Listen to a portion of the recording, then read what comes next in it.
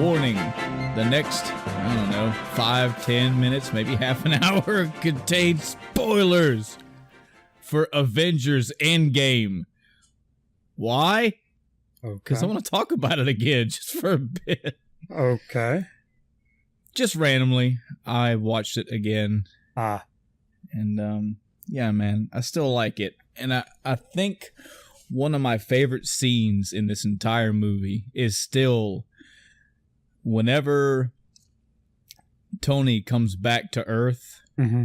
I mean, of course, there's a line of, I lost the kid. That already hit you in the feels already. Oh, yeah. But that debate, that little spit back and forth between, him and Steve, it's a testament to a lot of things, but definitely a testament to Tony Stark as a character and to Robert Downey Jr. as an actor. I feel like, and granted, I'm not a theater guy or a complete movie buff where I've studied theater and cinematography and all this, so it's only talking out of, it's only coming from a mindset of somebody that's watched, quote unquote, a lot of movies. I think Robert Downey Jr. is acting his ass off in that scene. It's such tension. I think a lot of that tension is what I liked a lot about Civil War. It's that, they're both right. They both have good points, and they're both coming from their idealistic heart. But in this case, Tony's like, look, I said this shit was going to happen. I said that we should go left, but everybody wanted to go right, and look what the fuck happened. And on top of that, I said we would lose, and you say we do that together. Mm-hmm. Well, guess what? We lost, and you weren't there. That's just, yeah. Oh, man. And then later in the movie, so that's the dark side of that coin. Later in the movie, they flip the entire coin over. And, man, Chris, when he goes to the trunk of his car and pulls that shield out, and Chris Evans, Steve Rogers, that look of, it's a mixture. That look alone was a mixture of, oh, Tony, you shouldn't have done that. And oh, man, Tony, I can't believe you did that. That's so cool. And, oh, man, I'm going to have to get back in the fight for real now. Like, all that was in that one facial expression. And he handed it to Steve, and he puts it on. And again, that half choked up look as he's looking down the shield. Mm-hmm. And he's like, I think he says, I don't know, or Tony, I don't know, or something. And Tony goes, why? I made it for you. It's like, oh, man, you went from that in the same movie. They went from, I fucking called this and you guys suck to, man, we're still friends. I love you, dude. It's such a good movie. I've been half tempted to go back and watch all the movies at some point. I just don't know when or how. That's What is it, Chris? Like 72, 73, something out? No, I think 72 was before Endgame. Right? I have no idea. I forget. It's upwards of 70 hours total. Yeah, I know it took me a while to catch up. Yeah, that's a lot of what. That's a lot of time. But as sad as it is to say, man, it would be far easier for me to re-ingest an entire series than to watch anime. Hello, everyone, and welcome to the End of Time. I'm Michael. And I'm Chris. Adam is on my ass every time that I see him. He has wanted me for months to watch Shield Hero, even though I've told him, even if I do watch anime, I'm not going to watch a series in production, but he says, fuck you, watch it anyway. He wants me to watch My Hero Academia. He wants me to watch ReZero is one he's been harping on a lot lately. And a variety of other ones. Just like you, he has lots of anime that he's watched and recommends. And I have a fucking laundry list of anime to watch. But I still run to that same problem where I have to focus. I have to have that shit on Japanese language with English subtitles. Same. And I've tried, Chris. I've tried a variety of games. Flat out, an RPG, unless I'm in a battle that I can auto battle, an RPG isn't happening. Because I'm gonna have to stop the anime. Period, dude. Even if it was a regular English movie, if story comes up in an RPG, I have to stop the movie because I have to read and pay attention to the plot. Then I can go back to the movie. So RPGs, out of here. I don't play sports games. I don't play racing games. I don't play simulator games, so I can't speak to that. But I've tried. Okay, so what about puzzle games? Think of like there was one I got on Steam recently, like Puyo and Tetris. Mm-hmm. It's a couple puzzle games. Okay, I tried that too, and it kind of works, but it really doesn't work at all because you do have to concentrate in a puzzle game.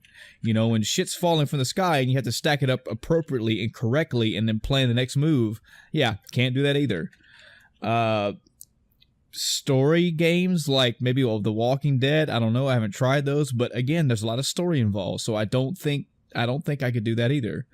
Action games, no, like I just don't. These two things for me, they just don't click.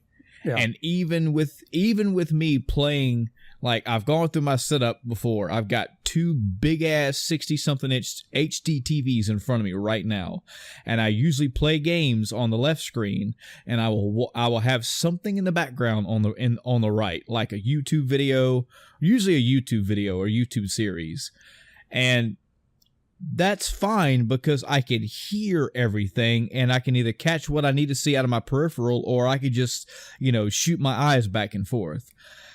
Anime, it's fucking impossible.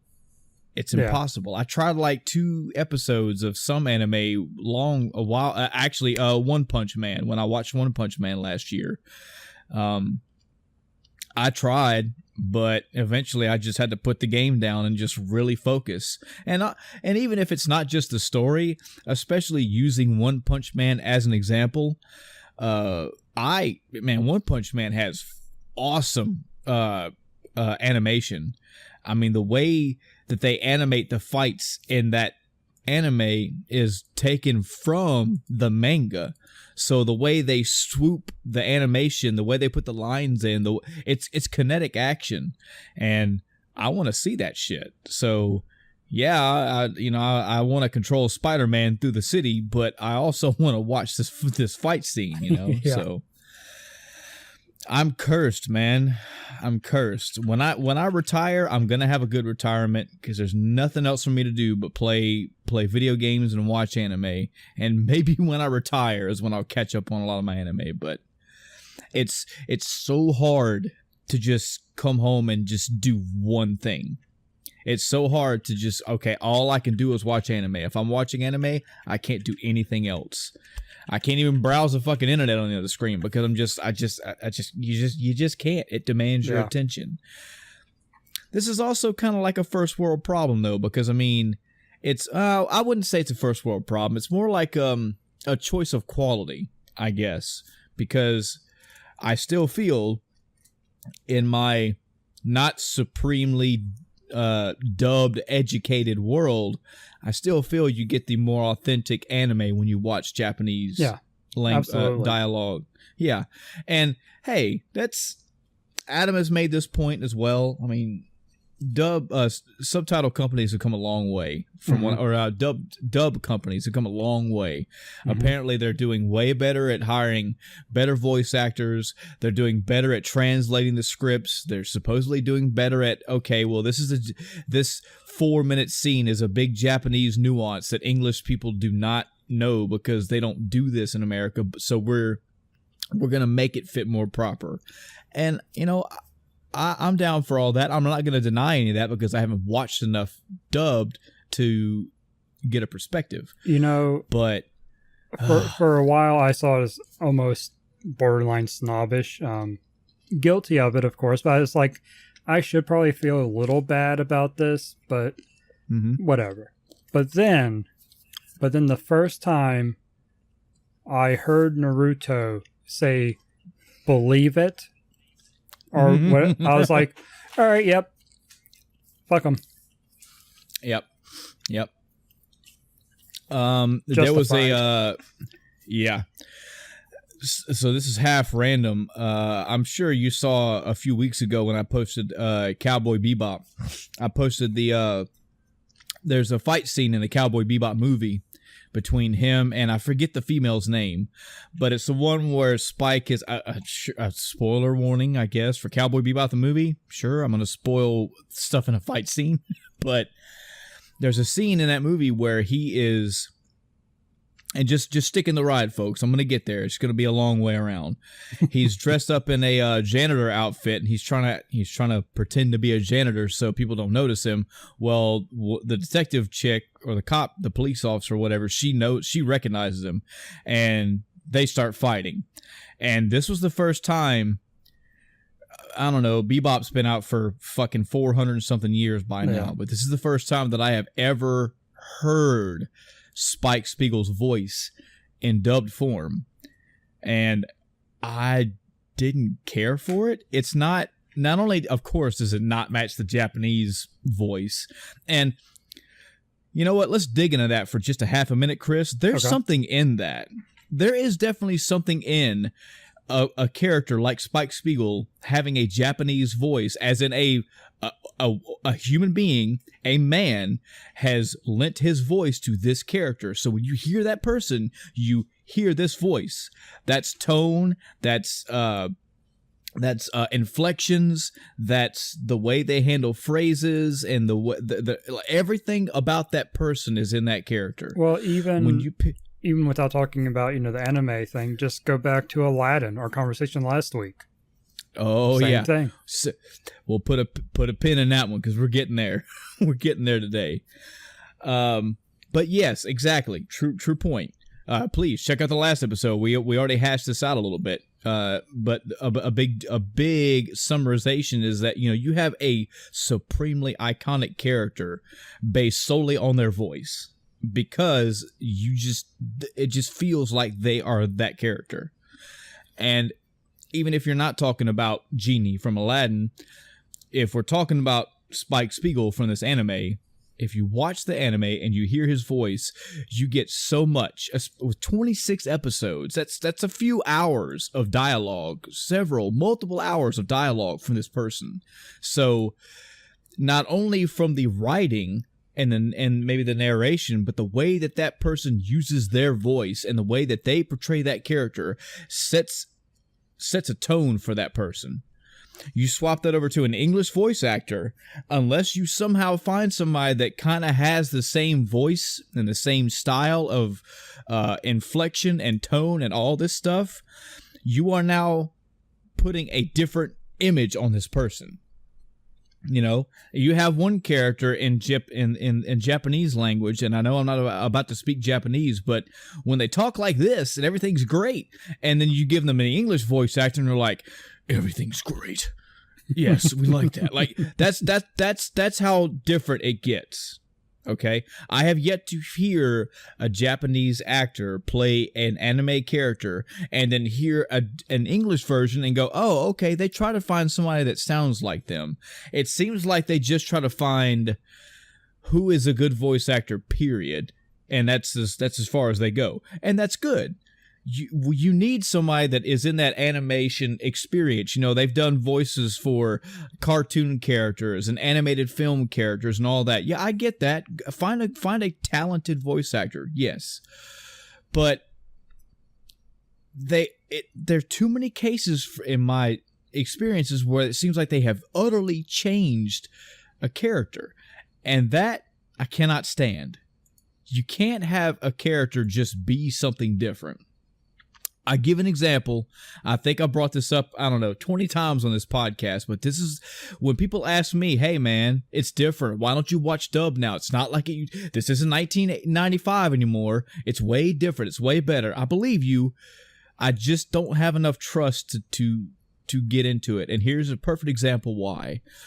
When I watched Ninja Scroll back in the day, I was fortunate enough that that was one of the first anime that I ever truly watched. Akira and Ninja Scroll and Ghost in the Shell. That was my original trilogy back in I don't know, 96, 97, somewhere in that time frame.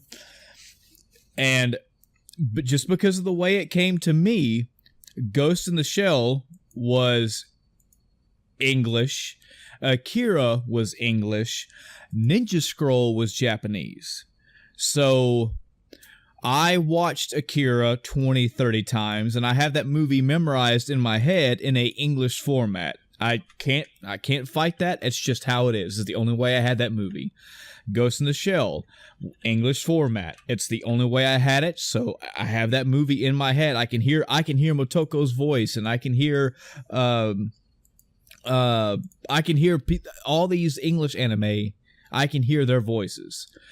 I'm saying this part because when I had Ghost in the Shell, I have Ghost in the Shell now in Japanese. I have Akira now in Japanese. My mind like conflicts, because I know the way Kaneda sounds, and I hear this version. I like this version better, but I have that Tetsuo and that Kaneda in my head. Right. Ninja Scroll had the opposite.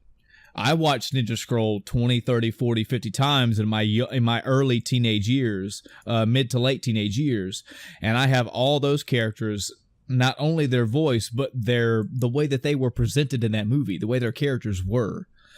Sometime in the mid-late 20s, I forget when, and it may have been, it may have been just as a curiosity to try this whole dub scene out, and I watched Ninja Scroll. And they turned, there's a scene in there where he gets his hat split open. I think it's toward the beginning when he fights against Tessa, however you want to pronounce it. In Japan, they pronounce it Tessa. So he Ninja Scroll spoilers, sure, whatever. Tessa has, I forget her name, man. Oh, it's been too long. But he has the female ninja, and he's basically having his way with her. Looks over in the corner, and Jubei's over there. Quiet, silence, which remind me about the quiet and silence, Chris. I need to make another point about that. Okay. But Jubei's in the corner, quiet to himself, and Tessa looks up and goes, "Hey, man, I'm fucking busy. Get out of here." He doesn't say it that way. He's like, "Hey, I have no time for visitors," or something like that. Get out of here. Jubei gets up and he assumes that he leaves. Well, he goes back to doing what he's doing, and then Jubei is even closer to him now. And he's like, "Hey, I'm looking for, I'm trying to find this town. Can you help me out?" And Tessa just picks his double-bladed sword up and spins it in the air. And Jubei jumps back and he looks up. And he's now in the Japanese version that I have in my memory. I know subtitles are different, but the one that I have, it's a front-on face shot of Jubei, and Jubei just rolls his eyes up and looks at the split and says, it's something like, "What a horrible creature," or what speed, or something like that. Like something like, "Wow, this guy is a badass." But he doesn't say it like that. He says it like, wow.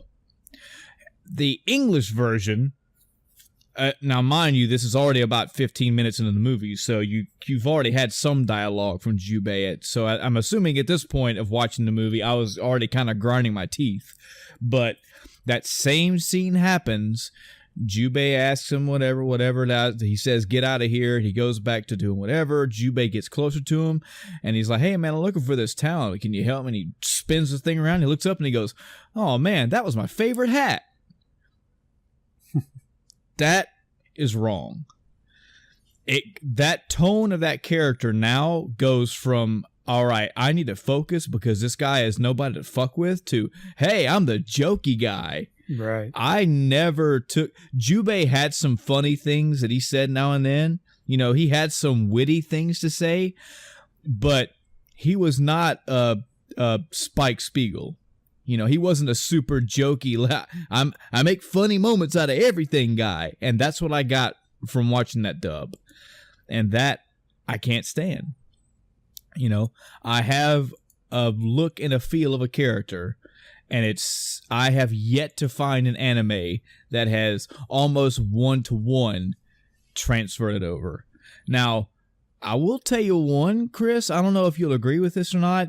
Okay. that I also think it's because it's when I first started watching this anime, this is actually the way that I had to watch it. I haven't really had several complaints about Dragon Ball Z. I could think of a couple voices that I don't really care for, like King Kai. Not King Kai. Maybe it was King. No. Who was? Was it Kami? Was Kami the blue one with the antennas out of his head? He wore the sunglasses. No. Oh man, it's been a long time since I saw Dragon Ball Z. Well, the people will know who I'm talking about. He always had the voice like this, like that one. I don't know if that really fits that person, but I haven't memorized the Japanese Dragon Ball Z to know. But like, yeah, Goku's voice, sure, works fine. Piccolo's voice, I thought it was a bit much at first, but yeah, okay, it works. Vegeta, yeah. Gohan, yeah, like I haven't felt like they completely changed characters with Dragon Ball Z. I felt like their voices were all right. But yeah. And what did I ask you to remind me, Chris? Quiet. Shit. Cool. Yes. This is something else. I'm sorry, it's a dead horse. I get it. I know I bring these points up a lot, but it's something else that bugs me. And as I'm watching fellow movie and anime enthusiasts and video game enthusiasts, I'm trying to find more people that have either found this thing and either agree with it or disagree with it, but help put more terminology behind it, because I don't know if I ever do a good enough job explaining my irritation with this stuff, and it just sounds like I'm just whining, but and I'm putting myself on the spot right now, so if I come up short again, well, it's my own fault. I said I wanted to talk about this. I didn't come prepared, but it seems like I find this more, I want to say I find it in anime too, but I feel like I see it more in video games. It's probably anime too. I don't know. I feel like maybe there's an equal amount of issues that I have found. But when you have, let's say, a fight scene, we'll use anime for an example, and you have a fight scene between these two characters. They are both through narrative, through the way the cinematography is done, the way the choreography has been, the way that their characters have interacted with each other up until this point, you get the idea that these two are skilled at what they do. You see a fight scene happen, and yeah, there's a couple, grunts and hi-ahs and hadokens thrown around here and there, sure. Mm-hmm. But I swear, every time they bring this crap over to America and they Angloize this shit, they make it into English, everybody has to talk more. Everybody has to talk more. They have to have more sound effects coming out their mouth. They have to inflect more. They have to add more shit into what they're doing. Mm-hmm. They can't, if a Japanese character picks his sword up and slowly brings it from a downward position to an upward position, lock eyes with his opponent, sprint forward, pull his sword backwards, slash forward, there might be in all that a as he's getting his breath and a hit as he makes the strike. But by God, you hear that shit in English, it's I have to get in. Yeah, this is it. It's the moment. Have at you. Yeah. I'm like, dude, why is all that necessary? All that's just too much. Mm-hmm. Now compound that into a fight scene that's like 5 minutes long. It's so much dialogue and so much extra voice and so much extra onomatopoeias being thrown out, I guess. And it bugs me. I see it a lot in both anime and games. And again, I need to do my homework and get some more scenes to make this point more clear. But that's, I would say also to the translation, that's kind of another, I don't know, pissy thing that I don't like. What how do you what about you, Chris? When you sit down and watch anime, do you have anything particular? Like, do you shut everything off? Do you like fast forward the speed, or do you just like, I sit down, I watch anime, and then I move on? No, typically I only fast forward certain things, very specific. I typically don't do that. And I certainly wouldn't do it on an anime. If I feel the need to fast forward an anime, I probably shouldn't be watching it. well, let me specify. I don't mean fast forward as in like you're 5 minutes in, you skipped to 10 minutes. I mean like double the speed. I know, That's what I know what you mean. Oh, okay. Yeah, that's what I'm talking about. Yeah. Gotcha. I did it the other day to. It was something. It might have been something D&D related or something where there was going to be a lot of filler, to get to the point of what the video was. So I just put it on like 1.5 speed or 1.75 speed and let it go. But I certainly, not really a need to do that with anime. Watching dubs, it is more difficult to do other things at the same time. But so typically lately I've been watching while I'm working. Dubs or subs? Subs. Okay, I thought you said dubs. I may have. My bad. So I'll watch while I'm working, because working in computers is a lot of waiting. So I have a lot of times where I'm doing nothing anyway, so I'll just glance at the screen. And it is very difficult. I'll end up pausing it a lot, unless I don't have that much work to do. But I've done the same thing with normal TV too. Like when I'm watching Gotham, it's very difficult for me to look away and do something else because I might miss something. It's a very action-heavy show, so I'm gonna miss stuff, Yeah. It's I don't have a workaround for it. I've tried to think of ways where I could, and I just don't. If I sit down to watch anime, I just watch anime, and I don't know where this came from. I don't even know how many years ago this whole ingesting two forms of media at the same time started, but it's how I do things today, and it should not be that way, but that is where I have evolved. That's what I've evolved into, where sitting to one screen and watching one thing, I'm just fidgety. However, thanks, Star Fox. If the anime is good, which look, I mean, even though those three that he recommended, I still have 60, 70 other ones on top of having a Crunchyroll account. Me and my wife both do. So the anime's out there. It's nothing about quality. It's nothing about I only want to watch the best of the best. Even if I don't like the three that he recommended, which I'm sure I will watch, I'll like one of them at least. It's nothing to do with quality. It's to do with, for some reason, I have to stop doing everything else and watch this shit.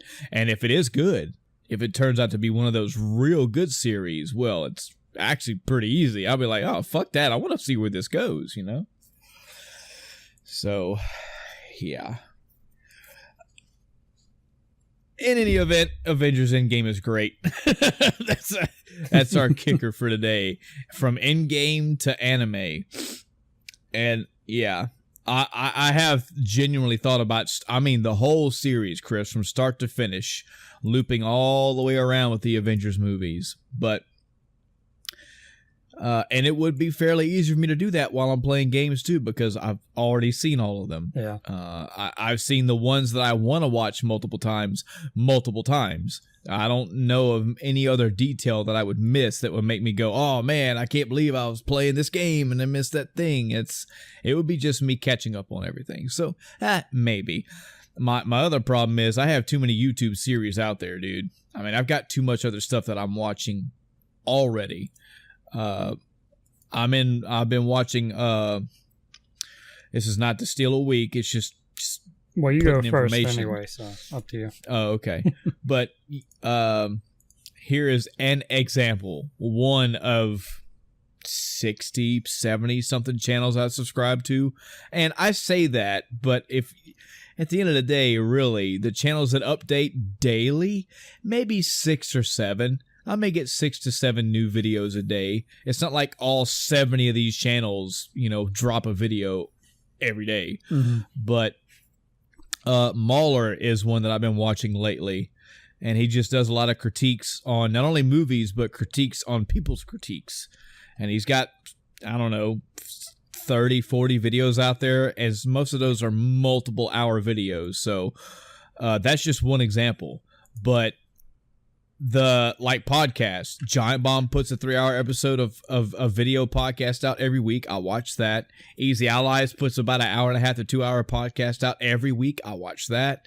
Every other week, Friend Code comes out. Every other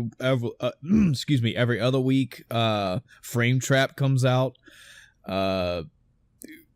Couple other ones here and there. Usually Castle Super Beast. I listen to that in my car. That's my commute background noise. But if I aside from the stuff that I watch that they update daily or weekly, there's also entire series of things that I'm checking out. Like there's another example, SNES Drunk. I was keyed to his channel a few months ago, and I'm rather glad because I have a lot of Super Nintendo games that I have on my list now, thanks to him. But I mean, that dude's got 300, 400, 500 videos out there, all short, but that's still a lot of videos. And yeah, I just I have to catch this stuff when I'm in between something. There needs to be like a perfect storm, There needs to be, I have finished an entire channel and I'm just deciding on what channel I want to start watching their content of next, and I beat a game. So I'm like directly in that middle time frame, and I go, hey, you should watch an anime right now. Hey, you should start an anime right now. You have no game to tide you down, and you are not watching another YouTube series. So now's a good time. Yeah, let's get into the weeks, and we can push the news toward the end, because I know there's a few things in here definitely want to chat about. Yeah, sure. So sorry, folks, you get to hear me for another hour-long session. No, it really won't be that bad, but definitely getting the non-video game stuff out of the way. It is time for let me put a pin in that. Maybe a discussion. Chris, have you seen the new Disney's Aladdin? No. Okay, that's question 1. Question 2, do you plan on seeing that movie? Eventually. Okay, question 3, do you care if anything gets spoiled? Is it spoilable? Well, here's the thing, man. I don't know if it's so much like story elements that'll get spoiled, but it more like you haven't seen this movie, and I don't want to either blow up or taint the image of the movie before you see it. Like watching spoiler reviews, and it's not just about the plot elements. It's, I know how this movie's gonna feel. If you would rather not, I can keep it spoiler free. If you care about it, then I will. Yeah. If you don't care about it, I'll spoil it. That's fine. I'm not worried about it. Okay. All right. Well, to get a little, I can't think of. Unfortunately, that we saw this movie basically a week ago. So I don't take notes in the theater. So it's hard for me to recall everything from memory a week ago. So even if there were plot points that are strictly different from the animated film, I don't know if I'm going to remember them all or even any of them. It's more of this is how I took the movie, and this is how the movie is compared to the animated version. that I'll be talking about. So, spoiler free for those who do care about that thing, about that kind of thing.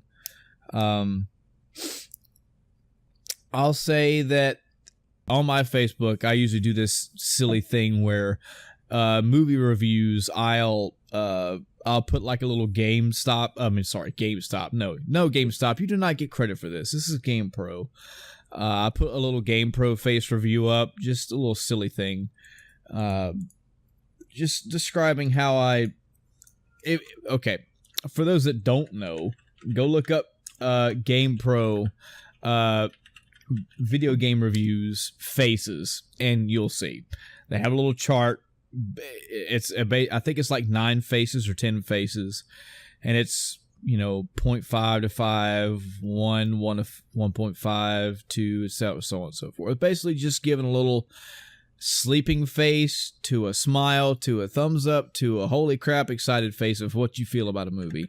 I gave this movie a flat out right down the middle 3.0, which for me is good in comparison to what I thought it was going to be. What I was setting myself in live action movies where I was going to be folding my arms the whole time and just going, oh man, yep, I just don't care for this. This is whatever. So that's my spoiler-free review. I will be talking about Disney's Aladdin for, I don't know, several minutes, maybe 10, 15-ish. So if you don't want to have any of that spoiled or even the impressions spoiled, fast forward a bit. So, and I didn't call this because I don't think my wife actually ever brought it up. As far as the week or even that weekend, it just so happened that her sister was in town and her sister was babysitting her niece, and they were going to go see Aladdin. And we don't get to see her sister that often. It's kind of one of those things where when she comes into town, like we try to go see her or have her come over or spend at least one afternoon or night with her. So she was like, yeah, we're going to go see Aladdin. So y'all want to go? And I was like, yeah, I don't know, and I don't even think my wife was really against it. She didn't really give a yay or nay to the movie. It was more that, yeah, we'll come hang out with you, we'll go watch the movie with you.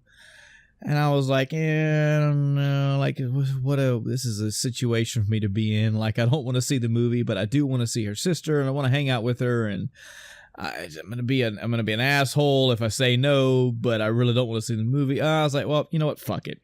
We'll just go see it. It is what it is. It's a movie, whatever. And yeah, I started being super critical right off the bat. I cannot help that. I don't know if I ever will be able to help that. Folks, you can go to our previous episode and you can hear us talk about a little bit about the Disney's Aladdin, the 2019 Disney's Aladdin live action remake.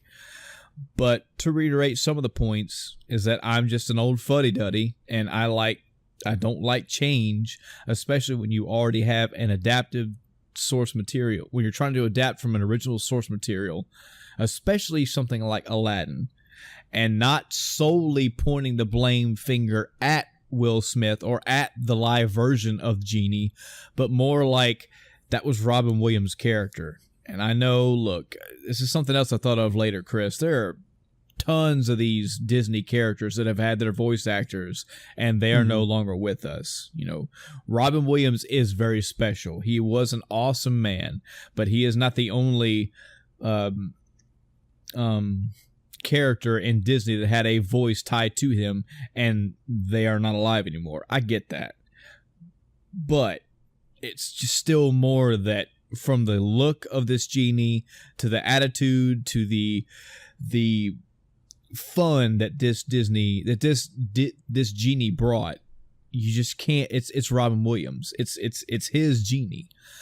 So I tried my best last episode to back off of that because that's not my only problem. It's also that I have watched a lot of these other Disney adaptations and went, just for lots of reasons, I don't really care for this live adaptation. It just doesn't have the same magic that the first one did. So started being very critical of this one right off the bat. It has an opening that's within the first 2 minutes, it starts being way different than the animated version. But then it goes into the Arabian Nights song, and okay, it was done all right. I'm going to say this now, Chris. I'm going to get this part out of the way because I don't want to have to repeat this for the next 7-8 songs throughout this movie. It's hard unless I splice in audio within these segments to convey my point. But a lot of these Disney movies, let's take Aladdin as an example, from A Whole New World to Arabian Nights to Prince Ali, all these songs had the beats and the tempo, if I'm using these words correctly, had their own style. You know, like Arabian Nights was da da da da da da. Okay. And then like all these other songs had their own special tempo, their own special cadence to them. Almost all of these songs in this remake, while they tried their best to get the lyrics down while also adding some new lyrics, they all had this 1-2 beat to them. Does that make sense? Like they all had to go boom ch boom ch instead of being like da da da da ch da da da da. I could hear it. When I heard the song from the live action playing, I could hear the whimsical, flowing, offbeat yet magical tempo of the song. And every time I heard the live action, I also heard the live action in my ear, and it's just like 1-2 1-2 1-2. That's the best way I can explain that. I hope that makes sense to you and to people, but that's one of the overarching problems that I've had throughout all these Disney live action films. It's like they go for this basic, Chris, I guess. They go for this basic music formula for all these songs. And that's not like here's an example. When Lion King comes out, because apparently I'm probably going to go see that one. Hakuna Matata. Or, you know what? No, I want to say Circle of Life. You could probably argue Circle of Life has a 1-2. But Hakuna Matata doesn't. It's more like a boom, to-boom, to-boom, to-boom. But they're going to make it like a boom, boom, I don't know. This is nitpicky. I get it. And much like I'm not educated in movies, I'm also not educated in music, but it's just something I've noticed. What's the word that we use whenever you see a video? Homogenized. It seems like the music gets homogenized. Anyway, so the movie starts off a little different, and then it goes into Arabian Nights, and I'm already hearing that 1-2 1-2 beat, and I'm like, oh, here we go, another movie where it's whatever, but it's Will Smith singing the song. It's not the shopkeeper that's like, oh, come here, check this lamp out. And I don't know, Chris, I think I'd have to look it up, but I did Robin Williams do the voice of the shopkeeper at the beginning of the movie? I don't know. Maybe he did, but I don't think he did. There was some voice actor. That's completely wrong. Anyway, the movie starts off different, and even the song is different because it's sung by Will Smith, who we know is Genie. So whatever. I'm already kind of getting that folded arm, like I'm just gonna sit through it and watch it, and who knows, maybe it'll surprise me. But it's gonna be another one of those that they've changed too much, they've added too much, it's not gonna feel right. Long and short of it, at the end of the day, when I left that theater, I was like, all right, that wasn't bad. That was not horrible. Was it what I picked the original animated film? Oh, yes. Is that nostalgia talking? Not really. But this movie, I think this has been so far the best live action film that they've done. We'll put it that way. I've watched the other ones with with my wife, and most of the other ones, if not all the other ones, have been like, I didn't care for that at all. This one was all right. That was entertaining. So I keep saying I don't want the main issue to be Genie, but I talk too much about Genie. So there are some things other than Genie that weren't exactly correct. For example, the Sultan. If you remember the Sultan from the animated film, Chris, he was aloof almost. He was a little goofy-ish, but he also he used his power when it came time. When it came time for him to, stomp his foot and say, this is how it's going to be, he would do that. But it seemed most of the time he was this kind of carefree, aloof Sultan. The Sultan in this film, Chris, not that way. He's got a deep voice. He's commanding. He speaks truisms and power. That's him. So I didn't care for that on one hand. On the other hand, the way his character was continued throughout the movie.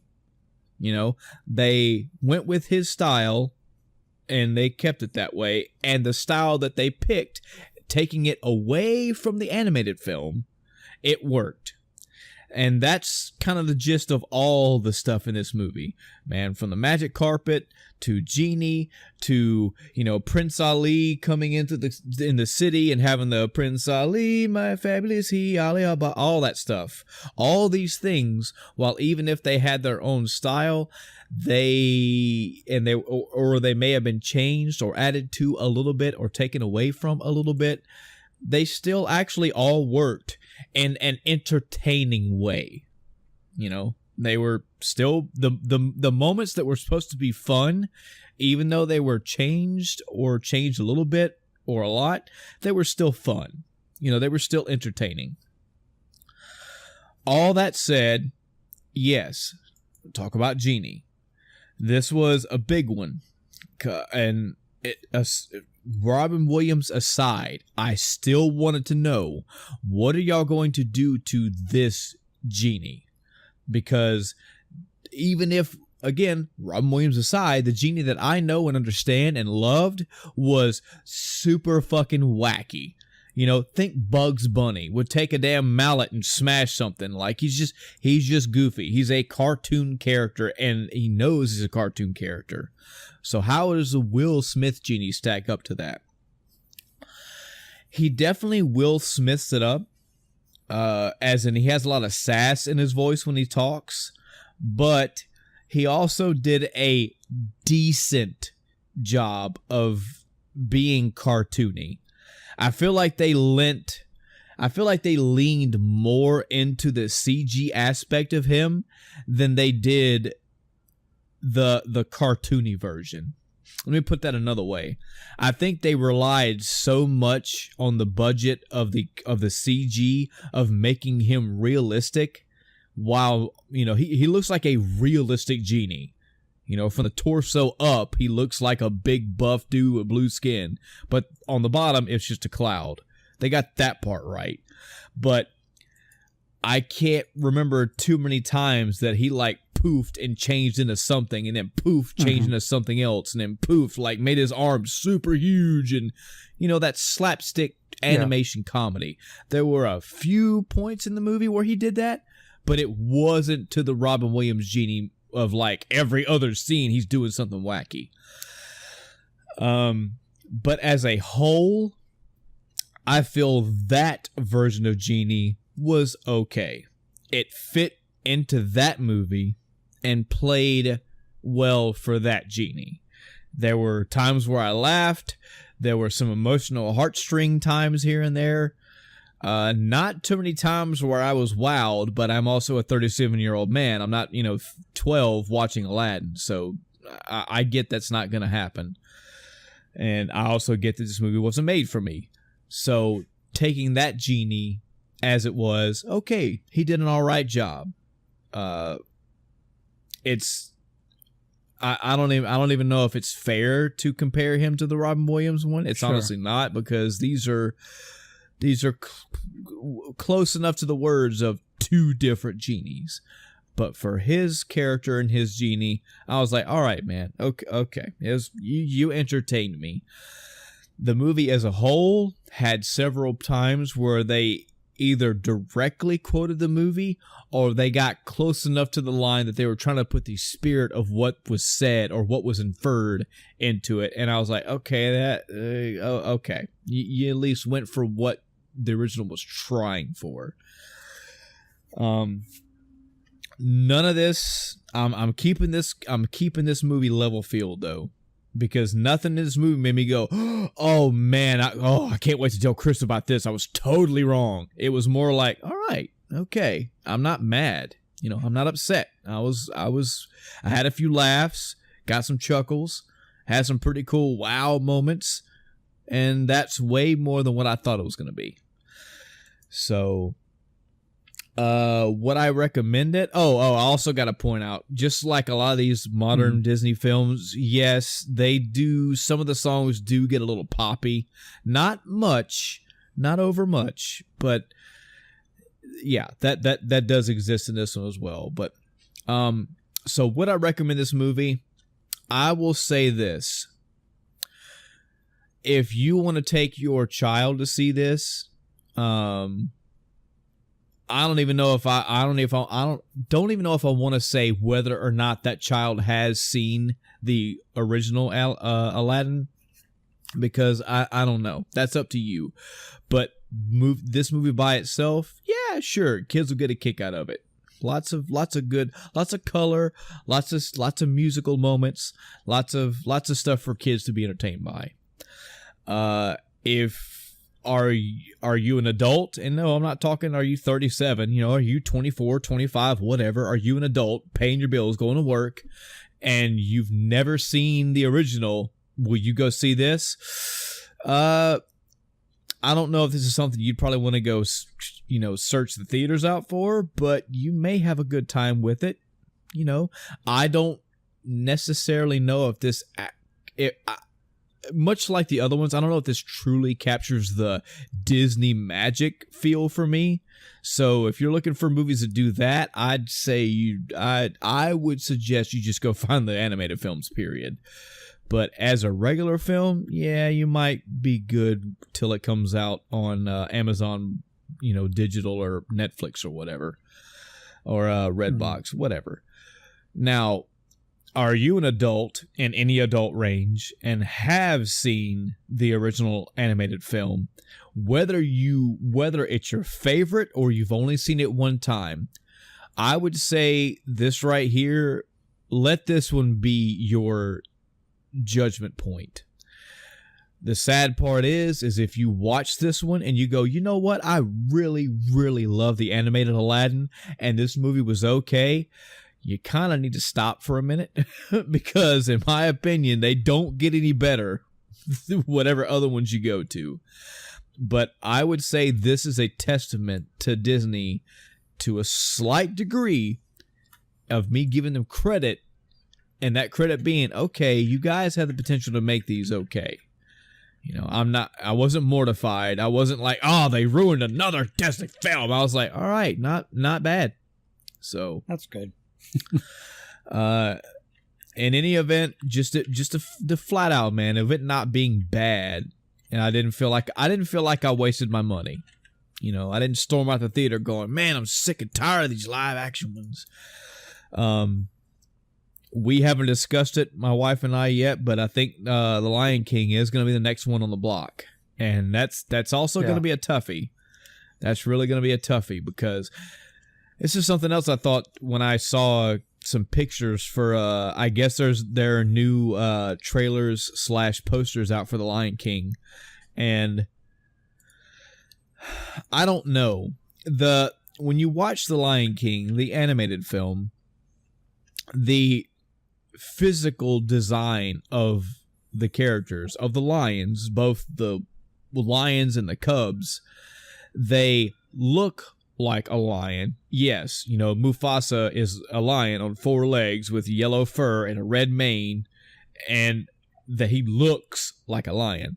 But if you see a lion in a cage, Mufasa in the movie doesn't act like that. You know, he doesn't have that thing where, you know, animals are just like doing their own thing and they're looking around and blinking and there's something catches their attention, you know. That's something that a lot of these animal movies, the live action animal ones, they do a okay job of doing. Like they'll put a camera on a dog, and yeah, they'll get the voice down and they'll get the mouth movement down, but dogs are just fucking, dude, they're fucking, their tongues hanging out and they're looking all over the place and just being a dog. Well, when I see these trailers, or these posters mainly, for The Lion King, I wonder, I'm like, how is the entire thing CG, or did they film live lions and put the mouth in? Like, I don't know. I never felt like Lion King, the animated film, was trying to one-on-one be a live action lion. But with these CG movies, with these live action movies, that is exactly what they're trying to do. You know, when I see the poster and I see Simba on there, I'm like, wow, that's just a fucking lion cub. You know, that doesn't look like a Simba. That just looks like a regular old lion cub. So, I don't know. We'll see. We'll see. I said I'm probably not going to go see Aladdin, but I also said, but, you know, if my wife wants to go see it, I'm going to go see it. It wasn't even her. I went and saw it any damn way. So I'm just saying I'm probably going to see a Lion King whenever it comes out. So yeah, that's kind of satisfies my non-gaming talk for the week. The gaming is actually going to be much shorter, probably, because I've only truly played about 2 games. I did finish Star Ocean, the original one, and let me tell you, man, that game got super fucking difficult. You know what? Let me pull my notes up. I just now remembered I took notes on this.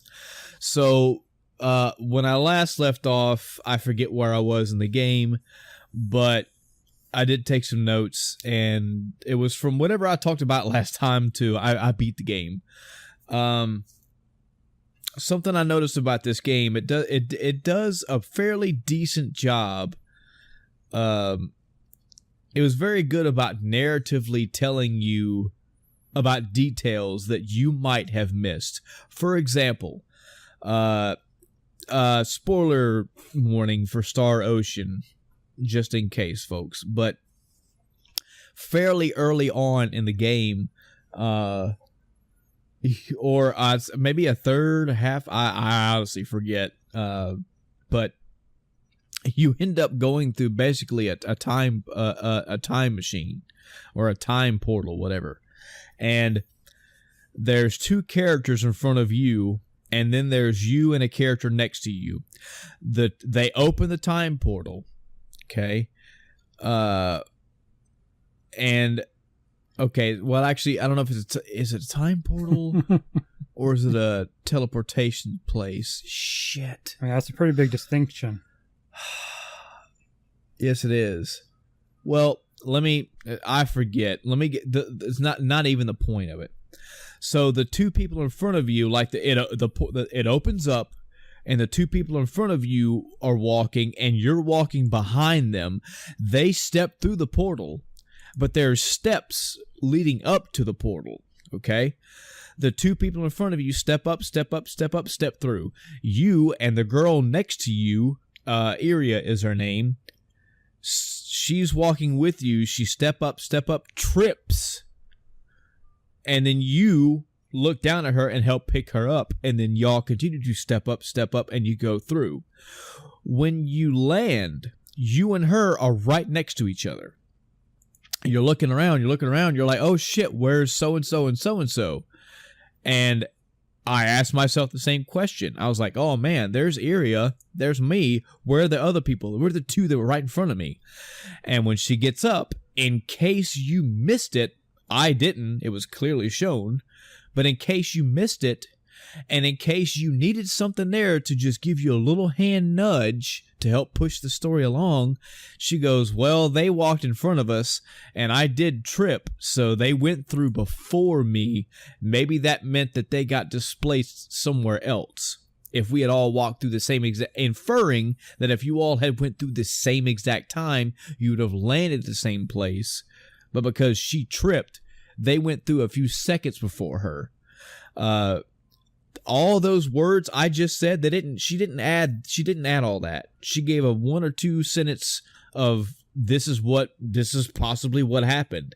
And you can remember, because it just happened, you can think back to it and go, yeah, she did. Oh, yeah, that makes sense. Okay. This game is littered with that. If there are times where something needed to be explained without having there weren't like super crazy names and super crazy laws and out there. And this is not a Kojima game.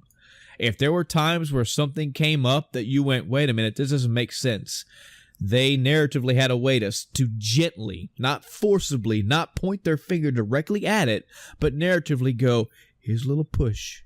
Here's just a little bit of detail, a little bit of push for you to keep it on going.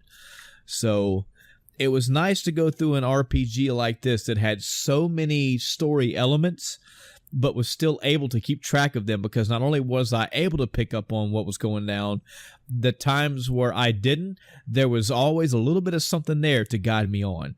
And it was almost like every point always had something to guide you on and just push you and give you a little bit more explanation. It's just I didn't always need it. But when I did, it was there. And I thought that was very nice. Throughout this game, I saw multiple instances of that happening. The area tripping thing, that was just one. There's 30 other ones. Did you not feel like it took away from it? That it wasn't, too much hand-holding? No. Nope. Because that's the great thing. They didn't turn their characters to the screen and tell you directly, 1 + 1 is 2, because that's the law. It was, they just gave you a little bit of story, a few extra words to go, this is what that meant.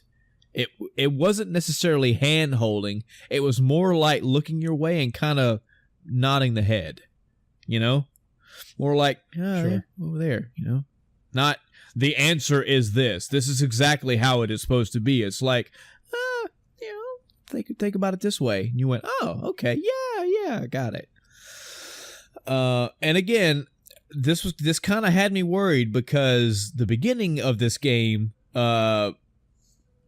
started going places like Xenogears-y places, and I was like, oh, this is gonna be another one of those games where the shit's gonna be spread all over the place. It's gonna be a gigantic spider web of plot and story, and I'm gonna get lost. And no, without holding my hand, without telling me something was cool, it showed me, and I caught on to it. And I like that. This was a good Enix game right here.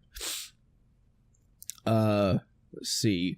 I'm gonna just read these off verbatim. Party member goes into town to ask for information separate from you. They're in the town asking around, and every time you come in and out of a door, they have moved and are asking someone different. This was a cool little detail that they did not have to do, but they did. So that same person, Irio, we went into a town, and at the gateway, we separated, and she was like, yeah, I'm going to go in town and go ask around. You should do the same. And we went in a town. And when I went into the actual town as a screen transition, there she was walking around town. And I talked to her, and she's like, yeah, you should go ask somebody, or yeah, I'm looking around. I wonder if she'll be here.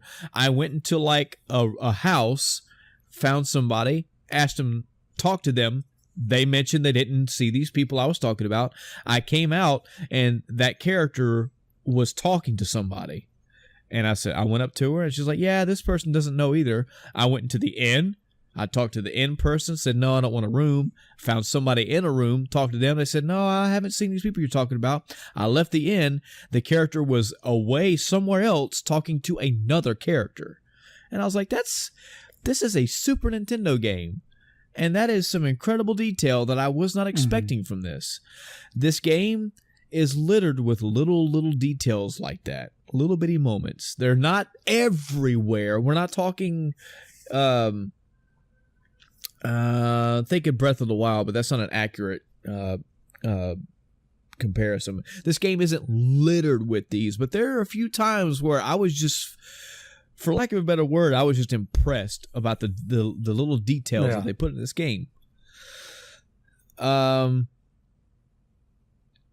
Oh, so there was a scene where the main character and Iria were talking about one of those two characters, and it cut to those two characters, and the girl sneezes, and you're like, oh, somebody must have been. They didn't. I don't even think they said. I don't think she said somebody was talking about me. I think it just screen cut to her, and she was sneezing, and then the story moved on. As in, somebody was talking about you. It's a kind of a thing if you think somebody's talking about you. So I was like, that's, again, a little detail. Didn't have to put it in there, and it kind of had a little bit of comedy to it. So I just want to point out real quick. That was a note on the... Shield Hero totally does that in an episode. Nice. Yeah. The sneezing thing? Gotcha. Talk about a negative thing right here. Actually, I'm going to put in a few negatives here. 20 item cap. Yeah. Chris, that was a bit of a shocker to me. I didn't care for that because I didn't care for that as the game progressed, because I am that guy that will buy 99 fucking high potions every time I go to a town until the next level potion comes up, and I will buy as many of those until I can buy 99. I've always been that guy. If I go through an entire dungeon and I use, 64 high potions, when I go to the item store, I'm buying enough to cap it back out. I realize there's a lot to say in that. You shouldn't need all that. Control your party better, blah, blah, blah, blah. Yeah, whatever. 20 items as a cap. An enemy hits me, I have 200 hit points. An enemy hits me, I have 200 hit points max. An enemy hits me, they take off 60 hit points. They hit me again, take off another 60. You get the idea. That's one fight. Now, that's, we'll say, 40, 50 encounters in one dungeon.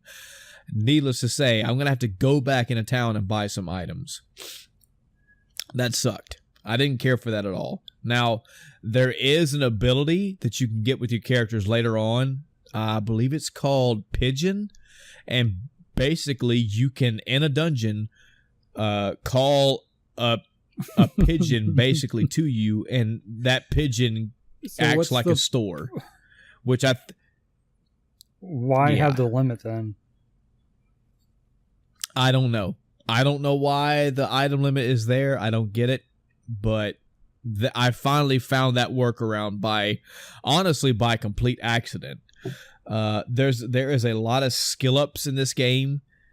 Sorry, let me rephrase that. There is a skill system in this game, and leveling up your skills, if you level up enough of them, can level up like stats almost. So as I was leveling things up, I would have abilities unlocked and wouldn't go check them, and I would just keep going. Like I was that guy that would wait till I had 400, 500, 600 skill points and then start buying things like spend 2, spend 3, spend 8, but spend 12. And as I'm doing that, I'd get an ability here and there, and I'd just kind of blow it off and keep going. Well, I did it one time and went to go find one of the abilities that I unlocked, and as I was scrolling through the things, I saw one that said Pigeon. And it was, what? It was like, yeah, you basically call a store while you're in a dungeon. I was like, well, glad I found that out with, almost at the end of the game, which is basically when I did find it, and that sucked. But hey, I'll put some of that on me. I should have paid more attention to what I was unlocking. If I did, I would have known that, and maybe it would have made my life a little bit better. So the game does start getting difficult, as in requiring you to grind. There was an abandoned mine that I went through. That place was sheer fucking death.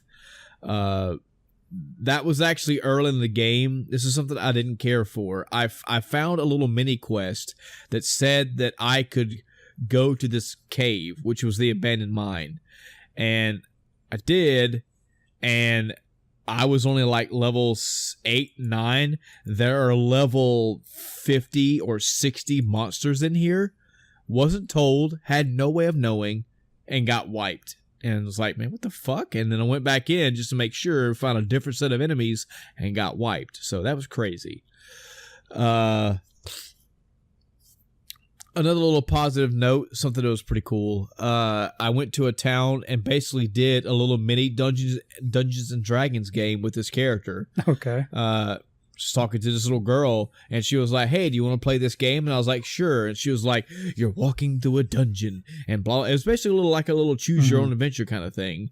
And I mean, we're only talking like 4 or 5 things total, but it was like out of nowhere, and it was pretty cool. You can find an item and you can use that item on an enemy, and I was like, again, I wasn't expecting this, but I got it.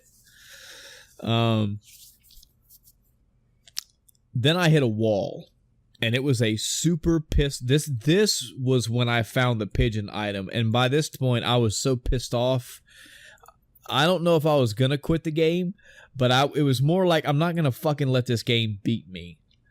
But I was in a dungeon with enemies that could only be damaged with magic.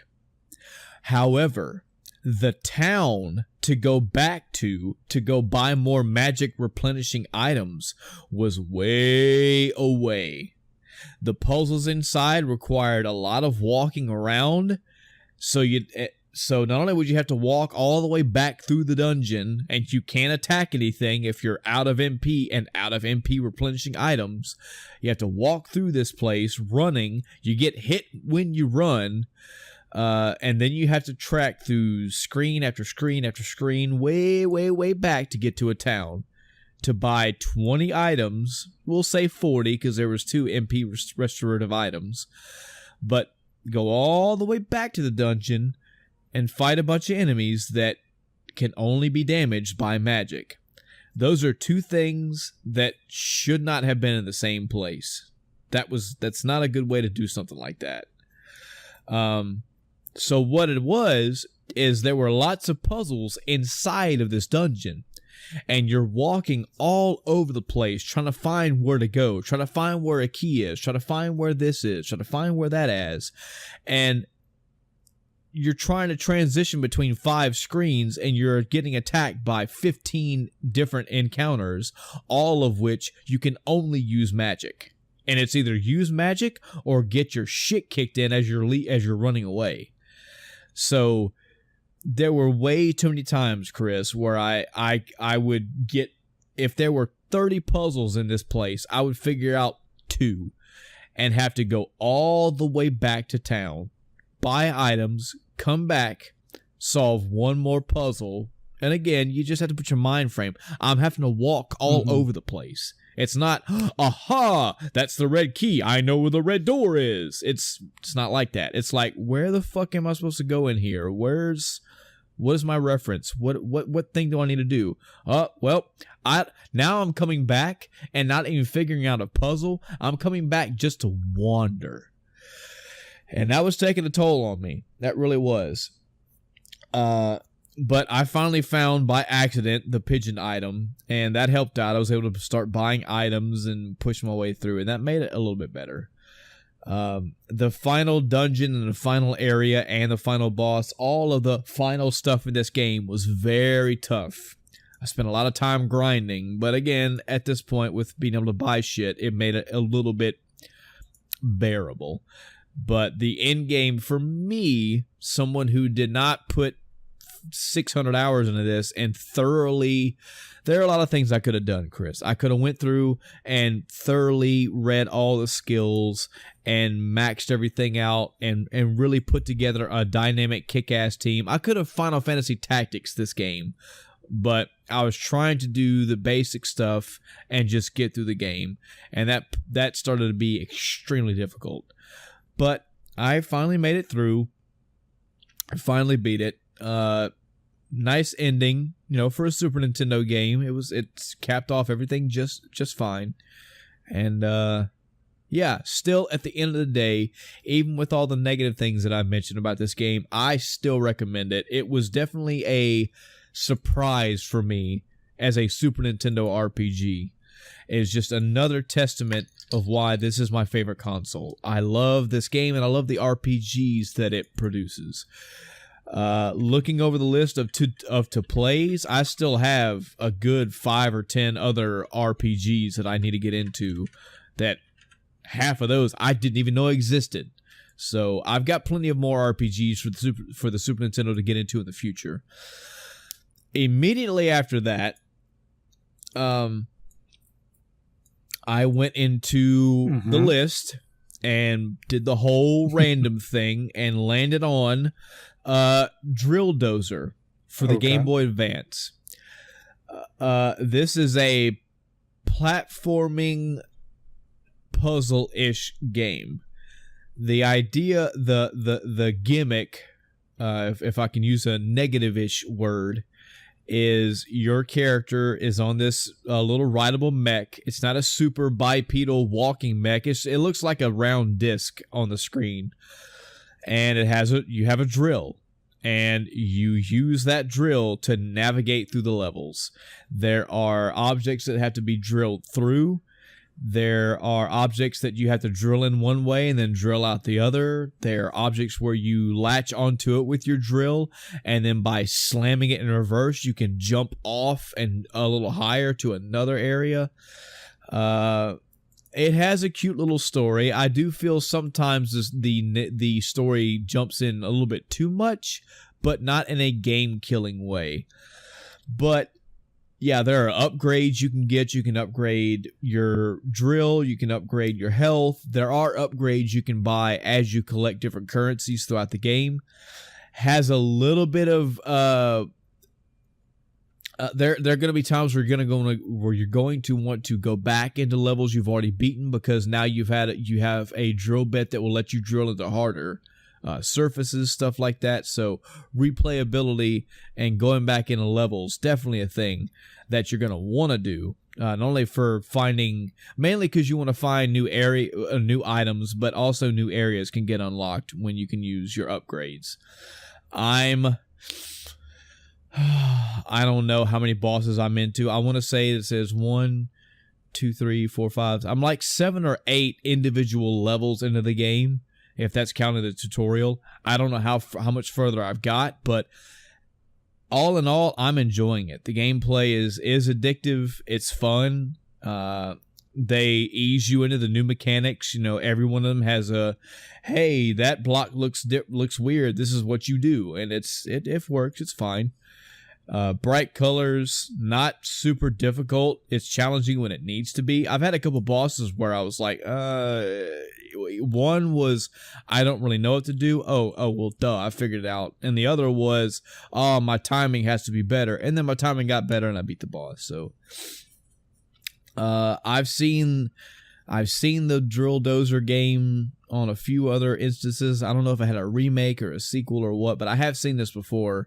I've just never gotten around to it, and since I'm making this some kind of backlog year, I finally got to it, and I'm enjoying it. Can't really say what I'll work on next, because just like Drill Dozer, it was random. So when I beat this, I'm gonna randomly pick something else, and who knows? It may be a game I don't like. It may be a game I beat in 2 hours. It may be another RPG. I don't even know what console it'll be on or what system it'll be on. But yeah, so far, Chris, surprisingly, I'm doing pretty good with my backlog year. I'm sticking to it, and that's good. So I think, yeah, that's it. That's it for my week, man. All right. Well, jumping into mine. Mine might be a little bit longer. Let's totally see. Fine. Didn't watch anything TV as far as, typical TV or movies, but I did watch some anime. Now, the first one was Goblin Slayer, which Adam talked about before, and the whole setting of it and kind of the gritty premise. I'd heard about it before you even mentioned it, about how gritty it was. It made me curious to, go check it out. And Shield Hero is one of those episodic, as you mentioned, so I've watched the last couple of those, and it's interesting. But, I was looking for something else to watch on there and ended up watching Goblin Slayer. Boy, people aren't kidding with how graphic and brutal it is. That's what I hear. This is something I hear a lot about this show. I expected, like the blood and gore, but it goes beyond that. I really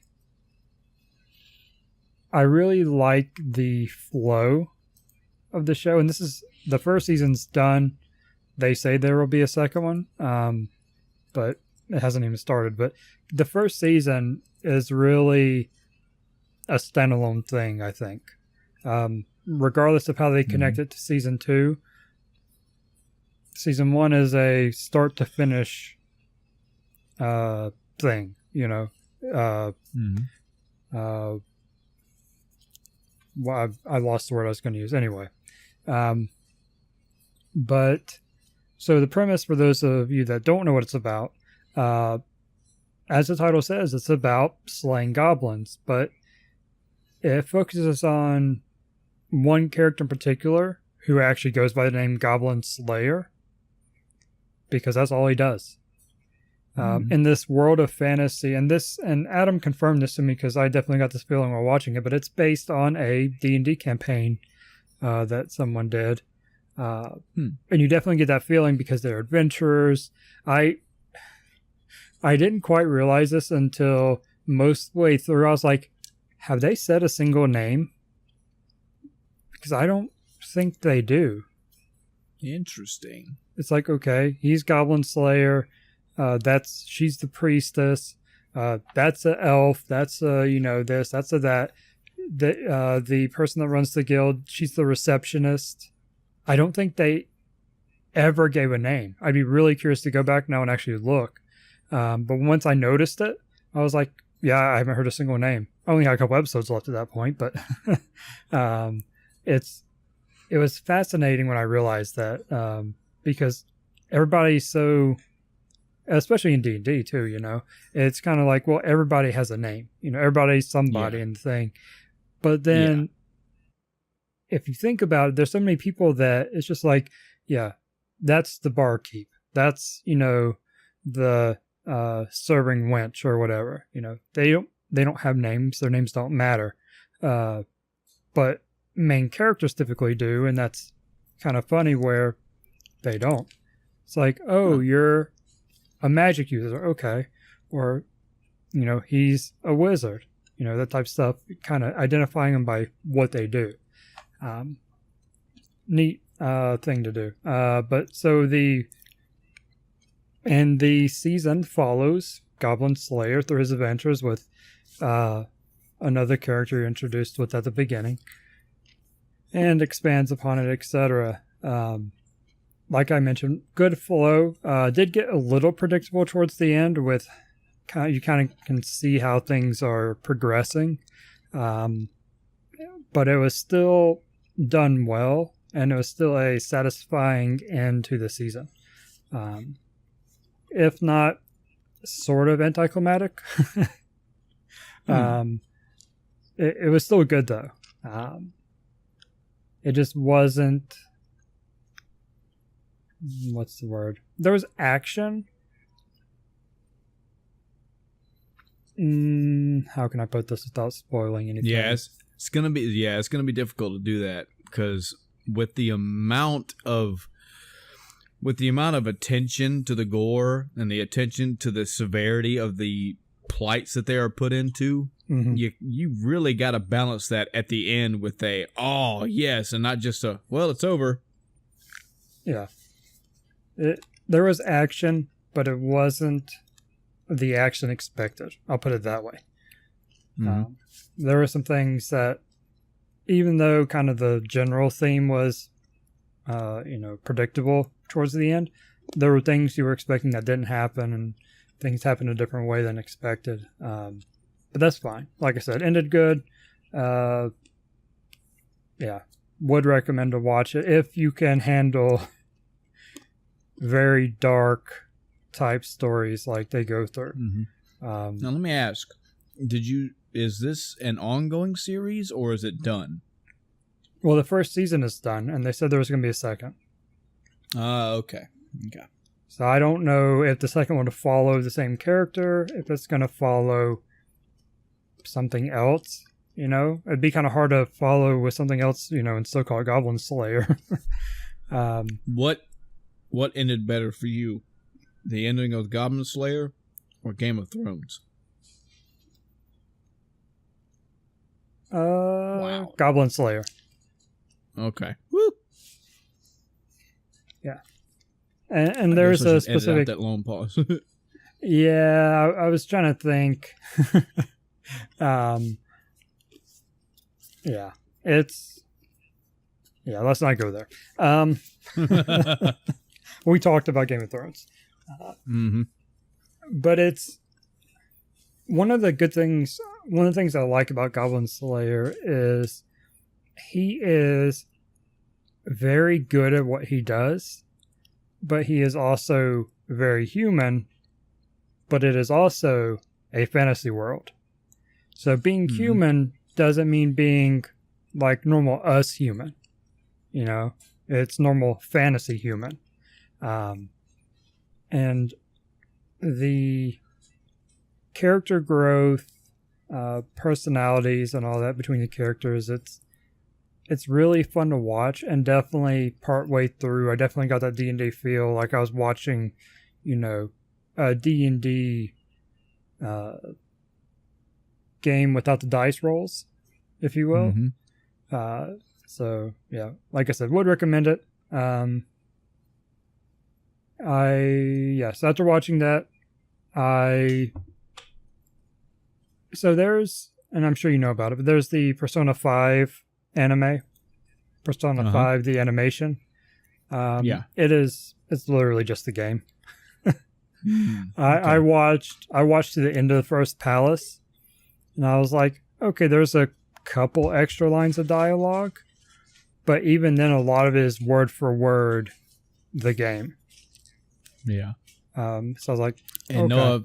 no offense to the anime, I'd much rather just go play that game again. Yeah. That was actually what I was going to tell you. If you watch this, be prepared to go play the game again. Because the first time the music kicks on, and it is the Persona music from the beginning of the game, and then they get in fights, it's the fight music. They start summoning personas and all that, and all this music is matching up with the game. It's the music from the game, and I'm like, well, I just want to go play the game again. I know, man. Look, just talking about this, I'm hearing the music in my head. I'm already want to go play it again. Mm-hmm. The end of a fight sequence where they do the what's the combo thing? The combo finisher called? All Out. All Out. Yeah. Yeah. When they go all out, that was in there, including the whole, black outline, blood splurt or whatever with, the Joker in screen. the front. Yeah. Yeah. That was, seeing that in the anime, I was like, all right, now, why am I watching this? I played the game. I could just go play the game again. And why would you watch this if you hadn't played the game? Because you should go play the game. Yes. Yes. Bad anime. Would not recommend. Stay away. Yeah, so I didn't watch very much of that. Like I said, I got to the end of First Palace just to get a good idea of what it was. And I was like, all right, this is cool, but I'll just play the game if I want to play the game again. And if I'm watching it right now, the they're all out attacks. Yeah, it's the okay. It doesn't say hold up. Okay, it says hold up, but I think that's what they say. I think they're just flat out all out attacks. Mm-hmm. Yeah, there's a little bit more dialogue when those happen. They're like all together now or something like that, and then they do it. Or there's something that was a smidge different, but still, accomplished the same thing. Yeah. Just a difference in mediums. All right, let me get this corrected because I can't be fucking up Persona 5 this late in my life. Okay. The hold up happens when you have enemies on the screen and you knock them all down, and then you can do a hold up. And if you want, from there you can do an all out attack. Okay, right. Yeah, the all out attack is what I'm talking about, and they did do. Yeah, they totally do the hold up too. Oh man. Yeah. Chris, what do you think of Persona 5? Would you recommend that game? Oh, yeah. Absolutely. Yeah. You are... So this is our 94th episode? Yes, it is. Yeah, if you're in our 94th episode and you still have not played Persona 5, what are you doing? Go play that. I don't have a PS4. Go get a play. Dude, God of War, Bloodborne, Persona 5. Go. What are you waiting for? We'll wait. Yeah, we'll wait. All right, so you're back to the podcast. See, you liked it, didn't you? We knew you would. Yep. So after that little experiment, I was a little unsure what to watch, and one of the other higher, or most popular in their listings on Crunchyroll, one of the higher ranked animes is Black Clover. Okay. Now, the premise of this, and reading a little blurb on the anime itself, it talks about the world is a world in which everyone has magic. Some level of magic. It may be something small like, oh, I can, make little fires. Not a lot of use other than, okay, I can start the fire at home, or, I can light lanterns or whatever. It's minor, but it's still magic, and everyone has it in varying levels. But the main two characters are orphan brothers. Don't know. I mean, I'm assuming they're not, like blood brothers, or just both orphans that were orphaned at the same time. I don't know. Maybe the story tells you later on who exactly their families are. Don't know. But all we know at this point is they're two orphan boys. One of them, though, has no magic in him at all. He cannot use magic. He trains and trains and trains. And it reminded me a lot of like a Naruto type thing with Guy and all their training, physical training, instead of chakra stuff. Or I should say ninjutsu stuff, because they still use chakra. But it's like using, what was the hand-to-hand combat type in Naruto? Wow. Well, spoiler Taijutsu? warning, or behind the curtain, I guess. Truth time. I've watched 4 episodes of Naruto, and that's it. Okay. I haven't seen that in a total. Yeah, I want to say it's Taijutsu, which is what they focus on, because there are, issues with their ninjutsu skills or whatever. They choose to focus on that. But for those that do know what I'm talking about, this character is a lot like Guy in them, where they focus on the physical aspects, so magic isn't required, or ninjutsu in Naruto's case. But in Black Clover, so he is super strong. He's, knocking out 1,000 one-handed push-ups and stuff like that, He's a physical badass, but he has no magic. However, his brother, the other orphan boy, is very skilled. Or I guess very skilled isn't the accurate word I want to use. He is very powerful in magic. He has a lot of it within him. And I watched, I don't know how many episodes, I want to say, I'm actually going to pull it up real quick. Let's see if it'll show me how many episodes I watched, because I want to say it was like 6. No, I watched 11 episodes 11 episodes. They are shorter. I want to say they're only like 25, 30 minutes each, so wasn't a huge time commitment, but that's still 5 hours of it I watched. I ended up stopping because it seemed odd. It was much more comedic than the premise kind of I imagined it to be, especially after watching the beginning and seeing all the serious moments that are, more towards the beginning. There's some running puns that I could do without. And I just felt like my time was being wasted because it was so much. I don't want to call it filler because I don't believe it was truly filler. It was just that part of the story was so uninteresting, it felt like filler. Does that make sense?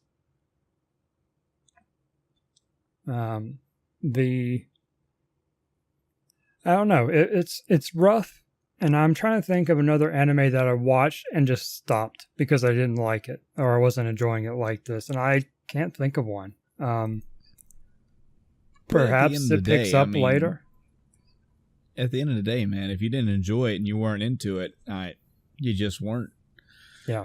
It's the same thing with games, man. I've had several games where it's just, I've heard a lot about this, and it just wasn't my thing. Do you think maybe a second viewing later down the road would prove any different? Well, I don't think that my opinion would change very much on the episodes I've seen. My curiosity is if it changes as it goes on and gets more serious, or more interesting in upcoming episodes, but I'm not seeing a lot of hope in that in what I've seen in the last few episodes. So I've watched 11 episodes, I said. I want to say around the first 6 were interesting. Let's see. The first 5. The first 5 were really interesting. And then after that, things trailed off. So it's not, I don't know, it's very rough to say. And I don't know if I would want to dedicate the time to go through more episodes and then end up, wasting my time further. And the series has like 80 episodes. 85 right now. Yeah. It's still ongoing, I think. But I'm like, it's a lot of time commitment for something I may not like, and how far do I go before I turn around? Man, there are hundreds, if not thousands of animes out there for you to check out. Man, if you didn't dig it, move on. It's not your fault that something didn't catch your attention. It's just that it didn't. And it is just that. Same thing with a game, with anything else. It just didn't grab you. Yeah. Let's see. So that was it for anime. Before I get into actual games, I did a little bit more development on my Twitch chatbot. I was getting ready to, or I was planning to stream that day.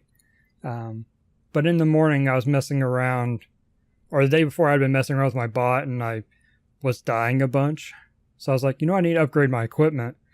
And I have a list of equipment on my website, so I can always reference it, or I can just pull up the database entries or my spreadsheets and all that on my notes to see what I should be upgrading. But I was like, you know what? That's inconvenient. So I took a couple hours that morning. It was, I think, last weekend. So it was in the morning. And I just wrote out, a new command for the bot that will tell you what the next item in your upgrade chain is, based on what you're using. So if I'm using a one-handed sword, okay, well, this is the next one-handed sword, and it tells you what level you can equip it at. So you know which items to buy and stuff. I was going to fully automate buying, but there are some complexities there that I didn't feel like dealing with, whether or not it can be equipped, whether or not you have money, whether you buy anything or not when you can't afford all of it, etc. And also how to deal with accessories, because typically with a weapon, you're kind of going to stick with it, because you have you gain bonuses to damage if you stick with one weapon, or a couple weapon types. You get a bonus to damage. So there's not really a whole lot of reason to switch that. Armor is a little bit more fluid, but still, once you identify kind of your character style, whether or not you're wearing heavy, medium, or light armor, or a mix to get a mix of the stats, you're kind of probably typically going to stick with it. But accessories are there to fill in the gaps. If you're finding yourself with low accuracy, all right, well, let's find the accessories that give more accuracy and use those. But then once you level up a few more times, you put some stat points into accuracy, then you don't need the accessories anymore. And accessories are expensive. So you don't want to waste money on accessories that you're not going to use. And you only get half your money back when you sell items back, as typical in RPGs, So I was like, well, I'll just keep it to a list. Keep it simple. And I wanted to play a game, So I was like, let's just get this done. Check it. Okay. And then, next iteration will be, okay, well, what are we going to do from here? But I was like, it's been months since I've developed anything on my bot. I have a lot of ideas, but it requires a good bit of time to sit down and do it. And not a whole lot of people use it anyway, so not a crowd, chomping at the bit for updates. So it's just kind of when I feel like it.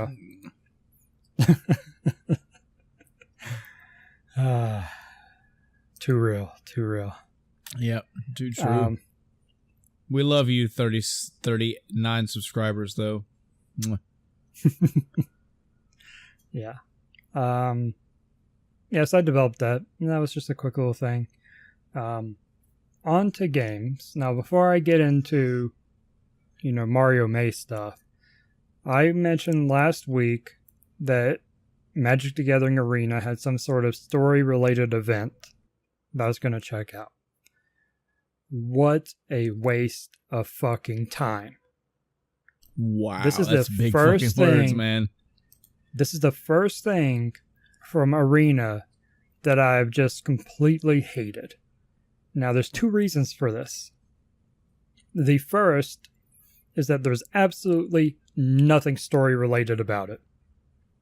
It was just themed with the story, which wasn't even, it wasn't really themed for it. It was just, they used parts of the story to divide it up. I don't know. So I was very disappointed in that, first of all, that there was no more story information given as you did anything. The second part was that I've mentioned before how there are, typically weekend events and weekend, 3 or 4 days, however long you want to call it. But to simplify it, weekend events where it's something like, pauper decks. You can only play with common cards. No rares, no mythics, etc. No uncommons, just common cards. There are singleton decks where you play with you can only have one copy of a card per deck, period. Aside from lands, of course. And there are a few other themes like this, but one of them, I don't know if it has a name other than Momir, which Momir is a character in Magic. But the thing there is you can, once a turn, pay mana and it will randomly summon a creature for that mana cost. So if I play 1 mana and use this ability, and you have to sacrifice a card as well. So you basically, in the standard Momir format, you have nothing but land cards. You have 0 creatures in your deck, 0 spells, everything. You only have lands, and you based on your luck, you'll either win or lose. And that's already not a great game type because it's completely random. But the other bad thing about it is the current meta has it to where, okay, well, if you survive to 10 and you get to 10 first, 10 mana, you'll probably win. Because at that point, you're just summoning creatures that can't be destroyed, can't be killed. Which in a standard game of Magic isn't a huge deal because you can exile them and do other, spells and stuff to get rid of them. But in combat, they cannot die. So if you're fighting against enemies that can die, you just attack until they're all dead, and you win. Especially when you can do 12 damage per attack. So 2 hits on a standard 20 health, person, they lose the game. So that's already made the mode not fun, to where last time I did it a little bit just to try to get some quests and stuff out of the way, and to make a little gold from it if I could. But I had miserable time and ended up losing more gold than I went back because I couldn't be bothered to play it that long. It sucks, man. Disappointment. That's what I'm hearing. Yeah, but that was just one event. That's just a weekend event, so no big deal. I just won't do the event that weekend. No problem. However, the story-related event was the Momir event modified. Now, they modified it by adding to where your deck wasn't just lands. Your deck was lands plus planeswalkers, which planeswalkers are kind of a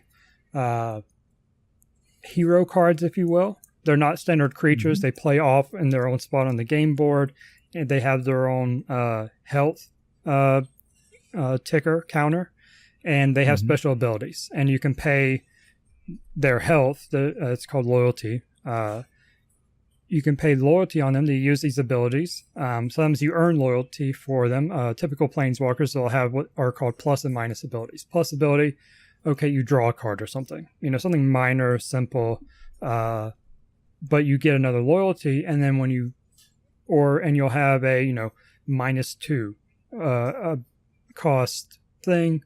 All right, well, you can destroy a creature that flies, or, something. You can get rid of something or do something for this 2 loyalty on it. So you have to and they can be attacked by creatures. So you have to balance out their health at this point, their loyalty, to be able to use these abilities. And then typical planeswalkers up to this point have also had what's called an ultimate. It'll be like -7, -8, -10, to where you have to get a lot of loyalty on them. Some of them start higher than others as well, but you have to get a lot of loyalty on it, which is very difficult to do in these, fast-paced games, if you will. And then basically you win the game because you get an emblem that gives you some ability. Like my Johnny deck, one of the planeswalkers I have in there is, all right, -8, and then at the end of my turn, it summons 3 1/1 creatures. So every turn, I'm getting 3 creatures for free. Sure, they're 1/1s, but they can block. I can buff them with other things. If I couple that with another card, they'll be summoned as 4/4 flyers instead. So that's... You're hard-pressed to lose the game when that happens unless you are already right about to lose. And they can, just barely squeak it out before you start regaining your stuff. And I think they have lifelink as well, which means you gain life every time they hit something. Which means you chump block with them and you're gaining life at the same time. So Momir, and with if you could build your decks, this wouldn't be a huge deal. Pick your planeswalkers you want to use, etc. But it's literally every planeswalker they introduce in this expansion. So you have 36 random planeswalkers on top of your random creatures you're getting from the Momir ability, or theme, whatever you want to call it, gimmick. So you have random creatures, random planeswalkers, a lot of which, me personally, I don't know much about them because I haven't played a whole lot with the expansion. And I don't have a lot of the planeswalkers yet from my card draws. So I'm getting planeswalkers, I'm like, okay, well, this is okay. And then my opponent gets, like a combo of 3 planeswalkers that's essentially unbeatable without, counters and specific cards in a deck. Random summoned creatures aren't going to help. So yeah, it made Momir even worse for me than it already was. I went in, I won 1 out of, I want to say 7 or 8 games before I finally said, all right, I'm getting nowhere and I'm wasting my time. I'm done. And it wasn't even about winning. I can play and win or lose. Of course, I want to win, but I'll keep playing after losing too. It's part of the game and getting better at it. But there's no reason to lose over and over in a mode where learning doesn't really help because it's RNG. Your creatures are random and planeswalkers are random. So either get lucky or you're not lucky. That's it. Yeah. And after, the 7th or 8th game, however many it was, I was like, all right, well, yeah, I'm disappointed and done. Let's move on and play something else. I think my total, I just had it up a minute ago. I think my total was like an hour and a half. And not even all that was playing. So probably about an hour 15 total of playing this mode was all it took. And 8 games in an hour 15, that's pretty fast. So these weren't even long games either. Because a lot of them, it's like, okay, well, I'm set up to lose, so I'm just going to stop. I'm going to, concede the match.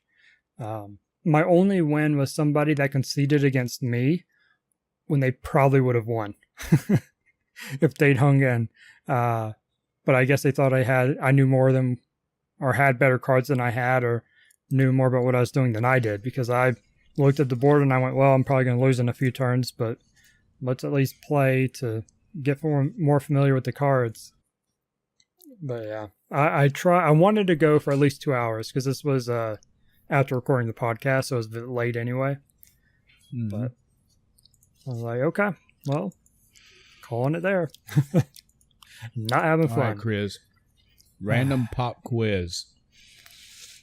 Whenever you hear Mimir, what other game immediately comes to mind?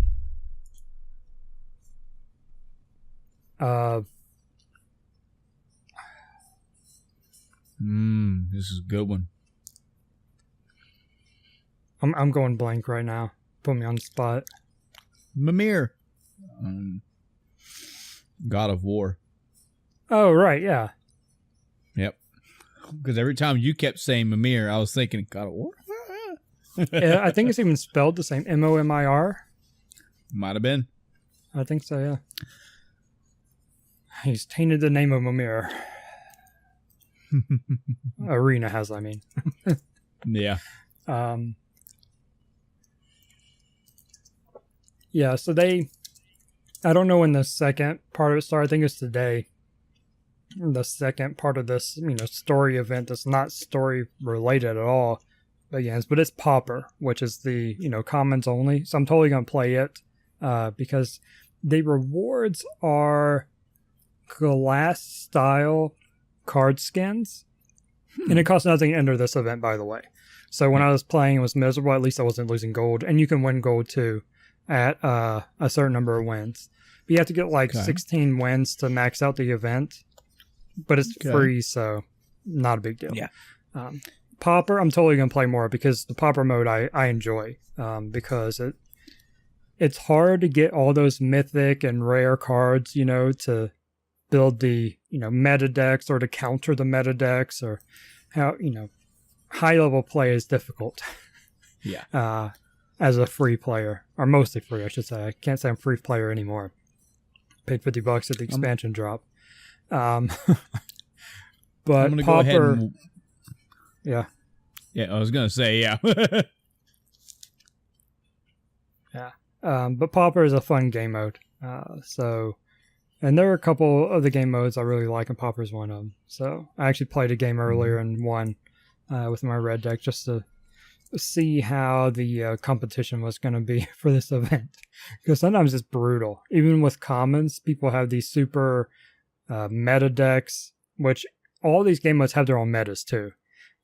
There's actually a card banned in this event, petitioners, which people would just play a deck of them, because you can have unlimited instead of the typical 4 of one kind of card.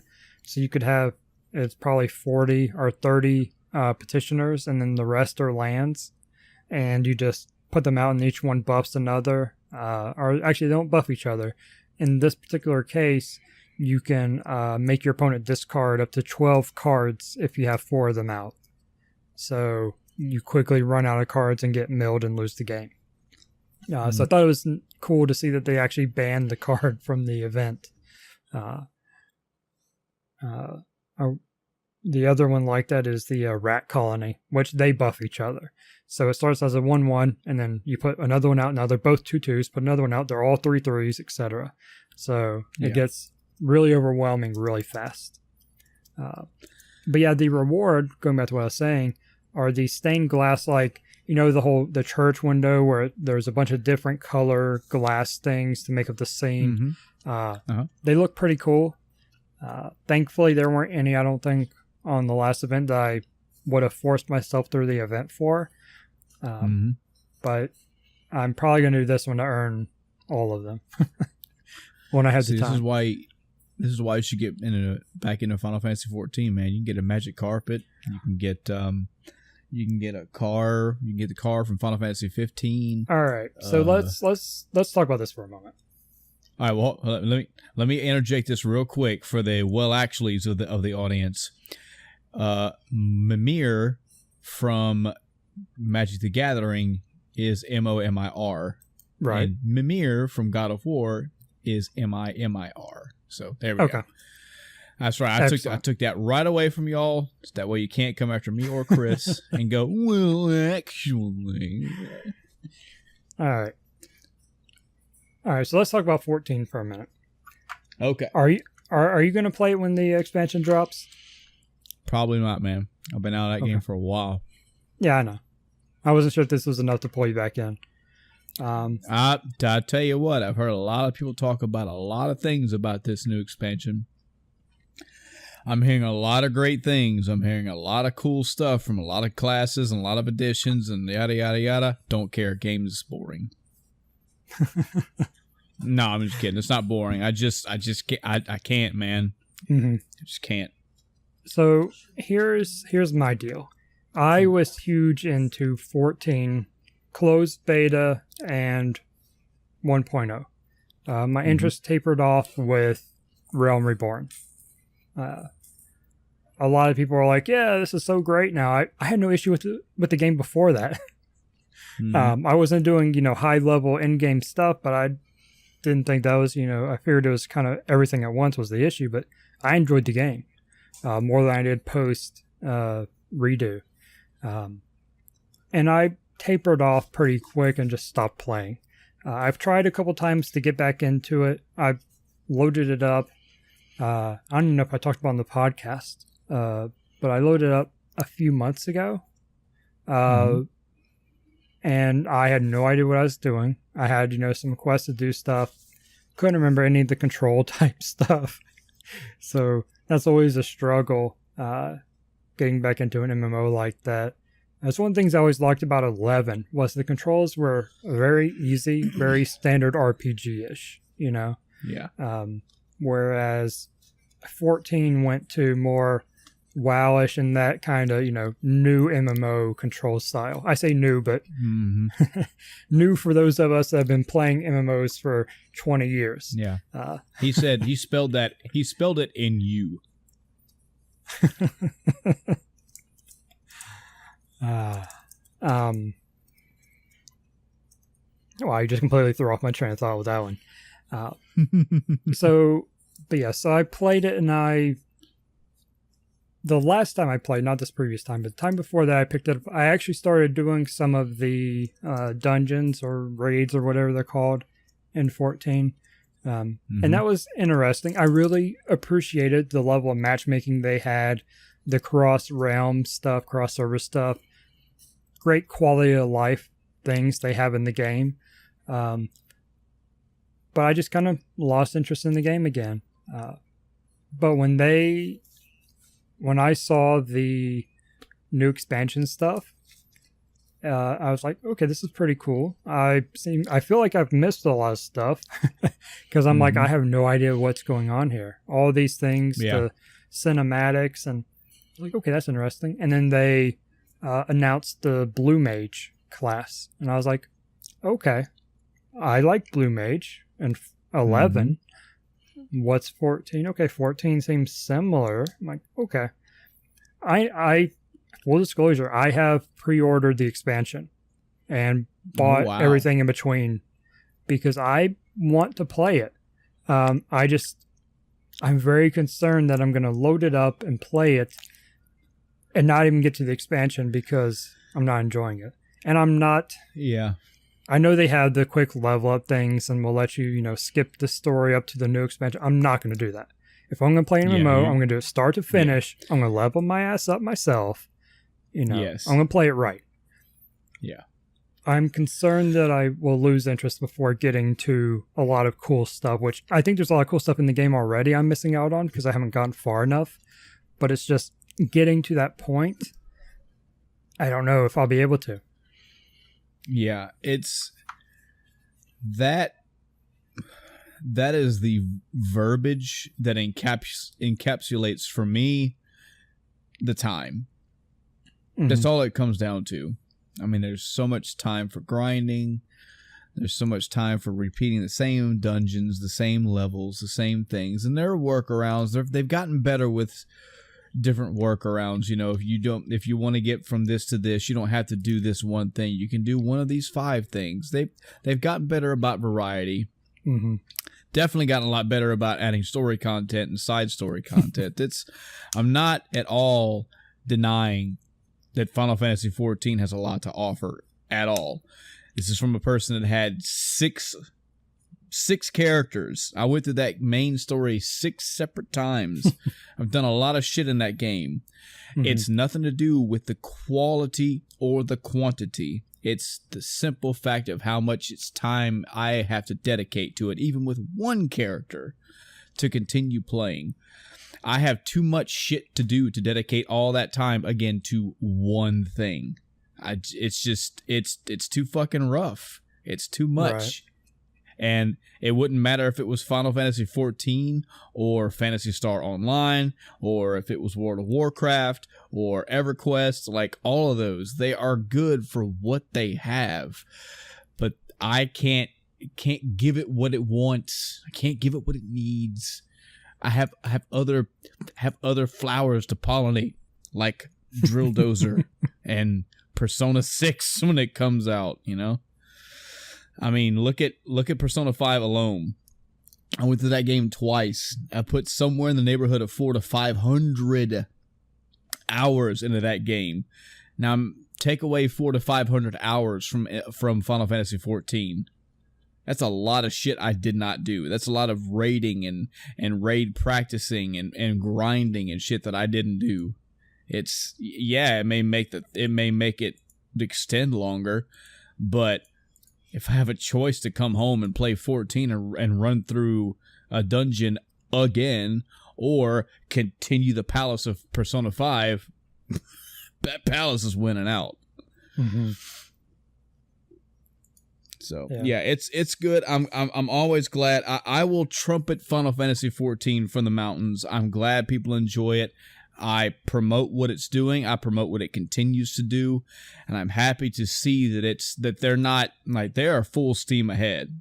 They're adding new stuff all the time, and I'm down for all that. Keep going.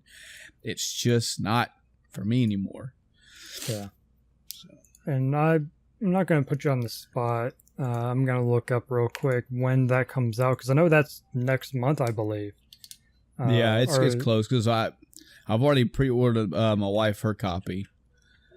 Yeah. She's actually been playing with the another cool thing they do, which I don't know. I'm assuming World of Warcraft does something like this, but they have like the game isn't even out. The expansion is not out right now, but they have like a character editor almost, so you can go in and like basically make a character and play around with the new races and stuff like that. So that's pretty cool. Yeah, I was really interested that they had the new classes and races coming out with the expansion, but there was at least the Blue Mage was playable early before it. Yeah, I know at first it was limited. I don't know if they expanded that, but it's like level capped at 40 instead of the cap or something like that because they were still balancing it out. Let me ask the room expert. Can you play as Blue Mage right now? Yes. What's the level cap for a Blue Mage? 50 right now. Huh? 50. 50? She says it's 50 right now. And what's the actual cap? What's the level cap for the... Right now, 70. 70. Yeah. So, yeah. Yeah. So, I mean, that's still cool, though. And I have the utmost respect for them doing that because it shows that, okay, well, we're only going to release the 50 because we still have work to do. And we want some things to be, special for the release. But giving that early, awesome. and I really like what I saw of Blue Mage. So if I'm going to play the expansion, I need to start playing 14 soon to get caught up. So I have to make a decision soon and figure out what other games I'm going to sacrifice to do so. I think you might be okay, man. I think if the interest level is where you're concerned with, I think that 14 has enough shit now to where you're kind of trespassing over the overload. Like, you have a variety of shit to get into. So,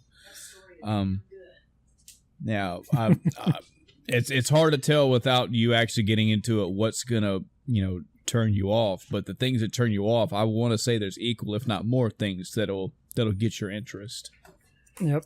I will throw out that it is, I want to say, currently installed on my computer and was updated. I need to update it again, of course. But I just updated it like a month ago because I was like, I'm going to load it up and play, I think. Actually, as they launched, that was updated a month ago. They don't update as often. But yeah, I don't know. We'll see.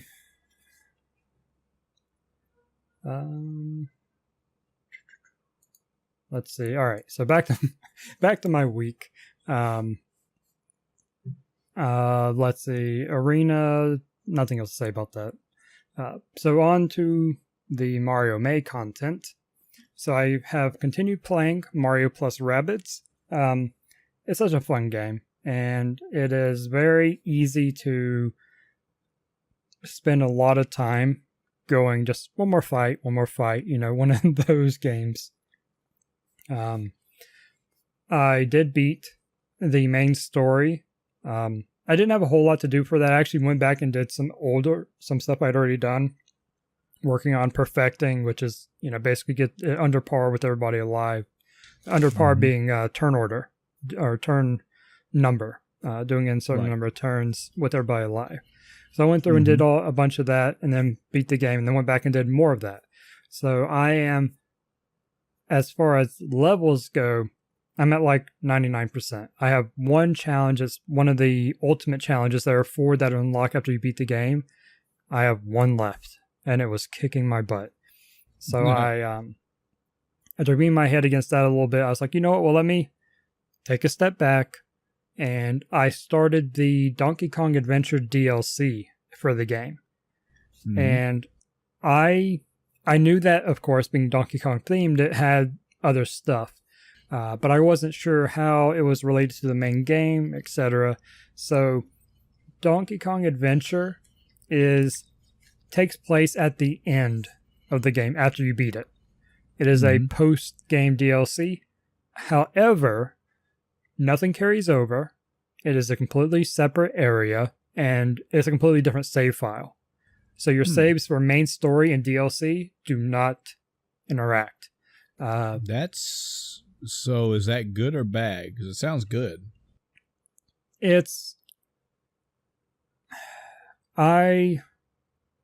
I'm kind of annoyed that I didn't get to carry over all my cool weapons and stuff, but I understand that part it. Sucks. I understand it because you're in a new area. There are new things. Like, you don't have coins to pick up. You have bananas because that's what you do in Donkey Kong, right? So it's really cool that they did, something like that. And the theme and how things are skinned, it's all, Donkey Kong themed. And I'm enjoying it. What has surprised me is the length of it. I figured this would be probably, something, basically just a few extra levels, a few extra fights, etc., with new characters, whatnot. I'm not convinced that this is not as long as the main game. I have gone through a lot of fights. I played for 5.5 hours, and I replayed 2 levels in that time to get perfection on them. One of them twice, one of them just once, replaying. So I haven't spent a lot of time on individual levels, and at the end of 5.5 hours, I was like, okay, this is the end of the DLC. No, it just dropped me into a completely different area in part of the DLC. So I'm like, okay, so it's still going. So I guess I'll keep going. And even after I beat the game, or beat the DLC, I should say, I've already seen in the starting area, the little hub that the DLC has, there are things that unlock. It's like it actually tells you this will be, not as bluntly, but it says after you beat the game, come back here for challenges. So, okay. So I've got another set of challenges after I beat the DLC to do. And this is so much content. Let me say this out loud so I got this right. You're saying that this is DLC for this game. This was free DLC? No. I got the season pass. And I'm actually going to look up the price that makes it even better. So this is the first season of DLC, this Donkey Kong one? It is. I say season pass. I don't know that it's actually season, but okay. I got the whatever they called it when I bought the game. I got the one that came with the pass, which I usually do. In any event, this is DLC, and you're saying you see it almost equal as the main content of the game as far as content amount. That's wow. It seems like it. I could be wrong, and it could end soon based on where I'm at. But it's not giving me reason to think so, The base game was pretty clear. You had 4 areas that you needed to go to, and they had there wasn't really anywhere else for you to go. So you kind of knew, okay, well, once I finish these 4 areas, the game's probably over, But the DK DLC is it's not all based off the hub. You're basically exploring this area, and then it leads you to the next area, and then the next area. And I was kind of associating them with the 4 worlds that the base game has, because the counter on the fights actually started over at certain points. I'm like, okay, well, this is considered World 1 then. But that's not quite the case. Or it may be, and there's just more worlds, because I'm pretty sure I've already seen 4 level counters. Now they don't have 10 levels each like the base game does, but they have probably 5 each so far. And if I've only seen half of the DLC, then that's, if I've seen 20 out of 40 DLC is going to have, and the base game had 40, roughly, thereabouts.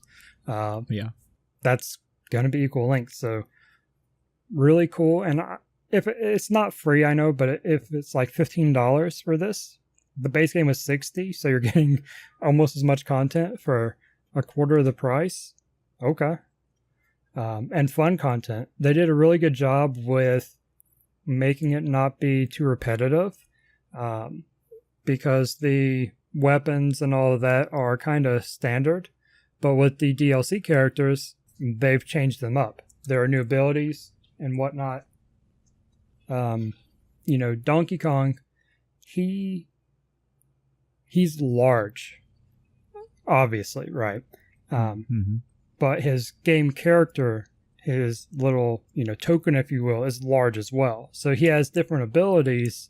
Like a staple in the base game is you can jump on teammates or on enemies. After you jump on teammates, there's jumping involved. Donkey Kong, he doesn't jump like characters do. Other characters can still jump on him, but no, what he does is he walks over, and I guess I shouldn't say he doesn't jump, because he actually does, but not in the typical sense, because he jumps on a character, pins them to the ground, picks them up in a ball, and then will throw them. Wow. So you have this completely new mechanic that it's similar to what you had, but it's not, because you can do this to allies and enemies and obstacles on the course, boxes and whatnot. So it added a whole new level of strategy to a character, because it's not just, okay, well, let me get behind cover, shoot at the enemy. Typical XCOM and Mario plus Rabbids base game type strategy. You have a couple other abilities, grenades, etc., explosives for AoE attacks. But this is now, and this is part of his movement too, so this doesn't even count as a weapon attack or a special ability. So it's like, okay, well, I have choices now.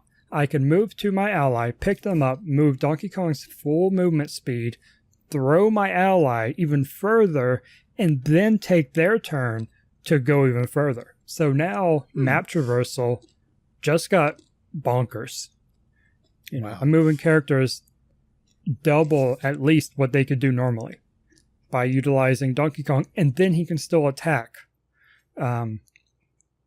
Or if there's an enemy like slammers in the game, they're brutal. They have these big slabs of concrete essentially, and they will literally beat you with this pillar, and it does a lot of damage. But they're slow, so you typically kind of do this whole kiting game, where you will move back far enough to where you can hit them, because when you hit them, they also move their movement speed towards you, and if they get to you, they'll attack as a retaliation for you hitting them. Mm-hmm. So you have to do this whole mechanics. But with Donkey Kong now, what you can do is run up to one of these guys, pick them up, and throw them away from you across the map. There's an edge of the map there, even better, because they bounce after they land. So I'm like, okay, I'm going to throw them on the tile at the edge of the map, which, throwing an enemy does like 20 damage. It doesn't change. It's always 20. But when an enemy falls off the map, it's a flat 30 damage no matter what. So I can pick up these guys, throw them, and this doesn't trigger retaliation on enemies. So it's a good way to separate yourself from these problem enemies, or you can throw them on another enemy and it'll damage the other enemy, throw them on a box, it'll explode the box, etc. Mm-hmm. So you have all these different strategy things to consider just from Donkey Kong's new mechanics. So after spending, I don't know, it's been a long time since I started the game, so I don't know how long it took me for the base game, but just since last week when I started playing again, I put 26 hours into the main story plus challenges and replaying levels for perfection. So 30 hours of playing one way, and now with the DLC, I'm basically having to relearn the game because they added so much, a new level of strategy to it, so much depth to it. So this is a superb DLC. We talked about DLC, and lately things have actually been pretty good for DLC for games. There haven't been many that have just flat out disappointed. But this is certainly one of the more recent ones that has actually shined in what they did and how it impacts the game and how much time it gives you in addition. Because we could talk about DLC and worth it or not all day long. That's a whole other topic. Yeah. But this one, totally worth it. I'm looking forward to continuing it and seeing how long it is and hopefully finishing it. Today does officially end Mario May. So, and I probably won't even finish it today. I'll probably finish it tomorrow. But before you trip off of Mario plus Rabbids, in case I haven't asked this before, I feel like I may have, but in case I haven't, if you were to recommend Mario and Rabbids to somebody, let's say they've never played an XCOM game, they've obviously never played this game, how would you sell this game to somebody? Aside from just, it's Mario and it's fun and there's stuff, there's these tactics and whatnot, how would you sell this to somebody to make them go, all right, yeah, okay, I'll check it out? So this is very much a strategy game, as hopefully what I was just talking about kind of gave you that idea anyway. So if you like RTS, if you like puzzle games, because there are absolutely puzzles in the game as well. And if you think about it, strategy is essentially puzzle. If you like that kind of thing, and it's not just, okay, well, shoot and, kill the other person before they kill you type thing. There's a lot of strategy for such a simple looking game on the surface. Like I talked last week about how they simplified the hit percentage thing. 0%, 50%, and 100% are your damage percentages. Nothing in between. So you have a very clear idea of whether or not you will hit, aside from the 50-50, which is a 50-50 chance. So they simplify certain mechanics, but they make up for it by giving you these complicated maps, complex maps and all of these different things that go on your maps. In between fights, there are puzzles and things you have to do to progress. Switch puzzles, memorization puzzles in the DLC apparently, which terrible for me, my poor memory. But I still enjoyed it. It wasn't long enough to make me not like it. It's like, okay, very well game. I will solve your puzzle, hopefully quickly, and move on because I don't want to be stuck here forever. It's got a lot of variety to it, even though there's the core mechanic. You're doing these tile-based strategic fights, turn-based as well. There are so many layers to it. On top of the silly Mario and Rabbids story, which is amusing. It's certainly not a deep story, but it is funny. And again, if you've never played a Rabbids game, you're missing out. Yeah. It sounds like it's funny and charming in that way that both Mario and Rabbids respectively can be. Yes. Good. Yeah, I was thinking about this as well, because Mario plus Rabbids was Ubisoft did that. Mm-hmm. And think about Super Mario RPG. Square did that. Yeah. When Mario pairs, let me put it this way: when Nintendo allows another company to touch Mario, we get great things. They do not waste their time with bad games. And so, I mean, if anything, Nintendo definitely isn't going to let that happen, Exactly. So, you said Mario Maze over. You didn't play Mario Galaxy 1? Or 2? I played that before, though. I played both of them before. You didn't play Mario Galaxy 1 or 2. You didn't play Mario is Missing. You didn't play Mario's Time Machine. Chris, this Mario May needs some work, man. Okay, so the goal was to play games I hadn't played or hadn't beat. I'm just fucking with you, man. And there's also only so much time. I'm surprised I got through as many as I did. Super Mario World, Super Mario RPG, Super Mario 64, Mario plus Rabbids now. That's when I was 4 playing games.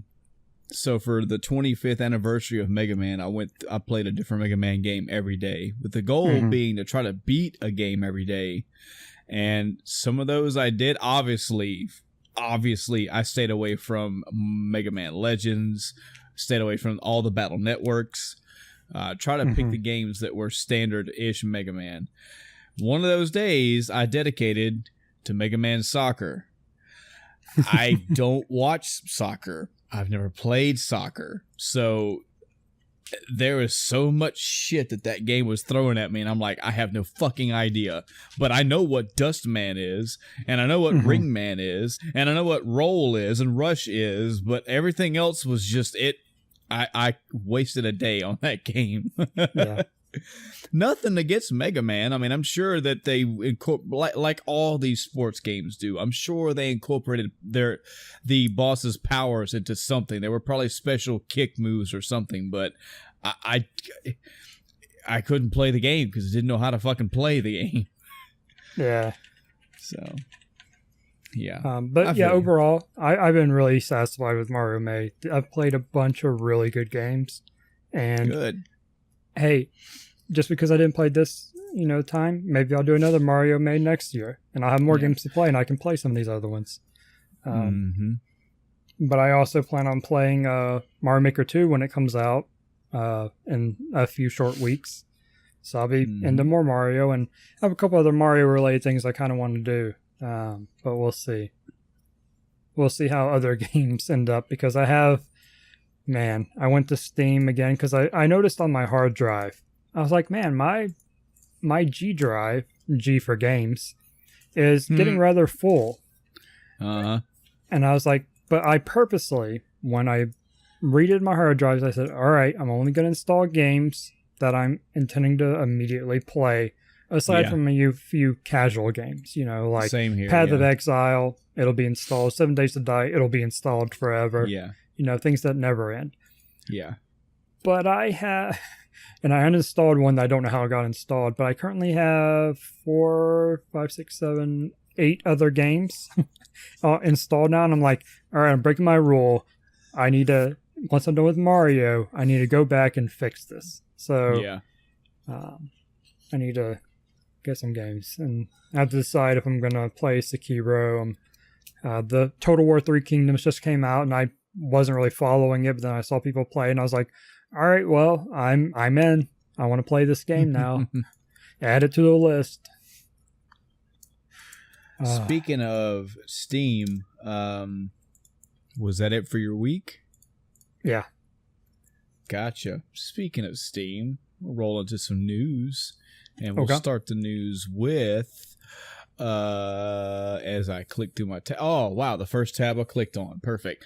When is the Steam Summer Game Sale in 2019? And sources are saying it's going to be toward the end of June. Now, I have not been a religious follower of the Steam sale, other than when they pop up, I do tend to either look at them or buy games during them, but I don't have like the patterns down. So I am looking forward to the next Steam sale, and sources are saying it's going to be toward the end of June. So just keep your wallets ready, folks, because it is coming.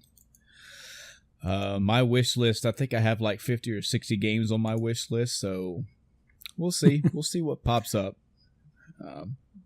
Can't be spending a lot of $20-$30 on individual games right now, but those little $3 and $4 ones, got my eye on you. Let's see. Dying Light 2, Final Fantasy 7, and Marvel's Avengers. These are at least 3 of the games that are confirmed for Square Enix's E3 this year. I've been kind of in the dark about the Marvel's Avengers one. I think I've seen the one trailer for it, or at least heard one time it talked about, but relatively in the dark about it.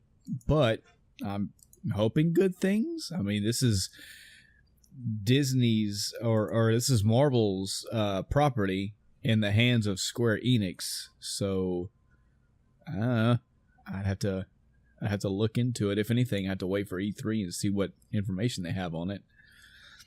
Dying Light 2, man, I didn't play the first one, so I don't really have much to say on that. Final Fantasy 7, yeah, we're all ready to see what this. Dude, the trailer that we just got was like 2 minutes long, and that satiated so much for me in that little bit. Now imagine if they have a 10-minute long thing for Final Fantasy VII Remake in E3. Wow. Oof. Not trying to build the hype up, because it might not be that. It might be another minute-long trailer or two, but I'm looking forward to that. This is one of my, okay, now I'm interested in watching E3 this year things.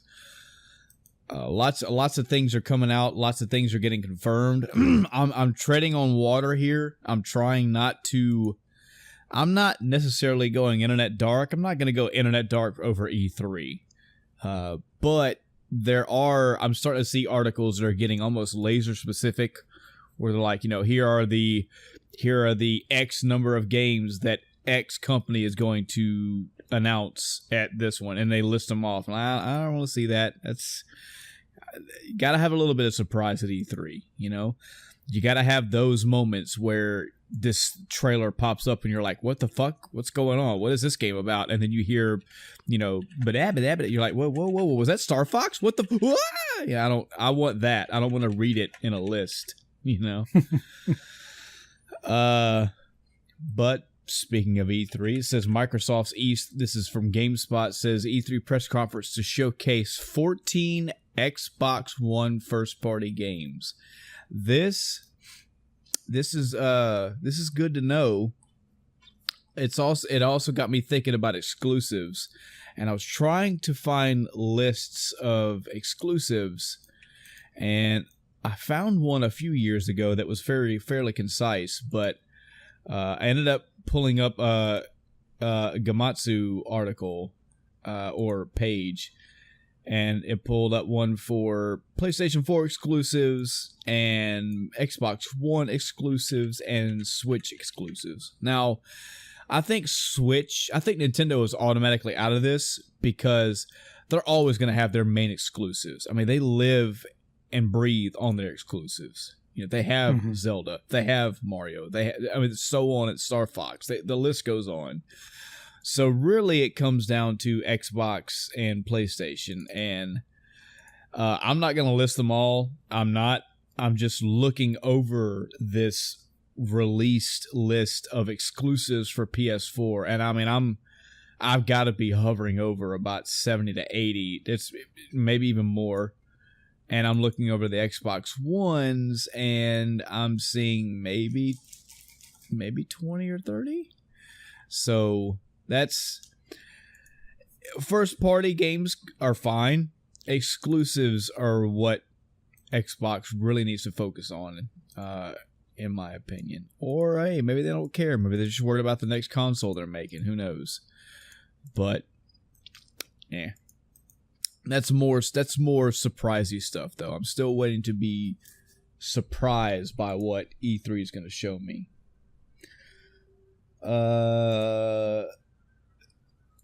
I'm not going to read the article title because I don't.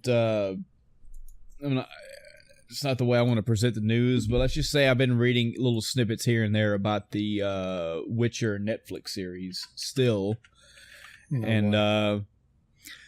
Yeah, I'm just that I have to out of habit. I just have to just fold my arms to this and just wait. Like am I interested in anything Witcher? Of course I am, but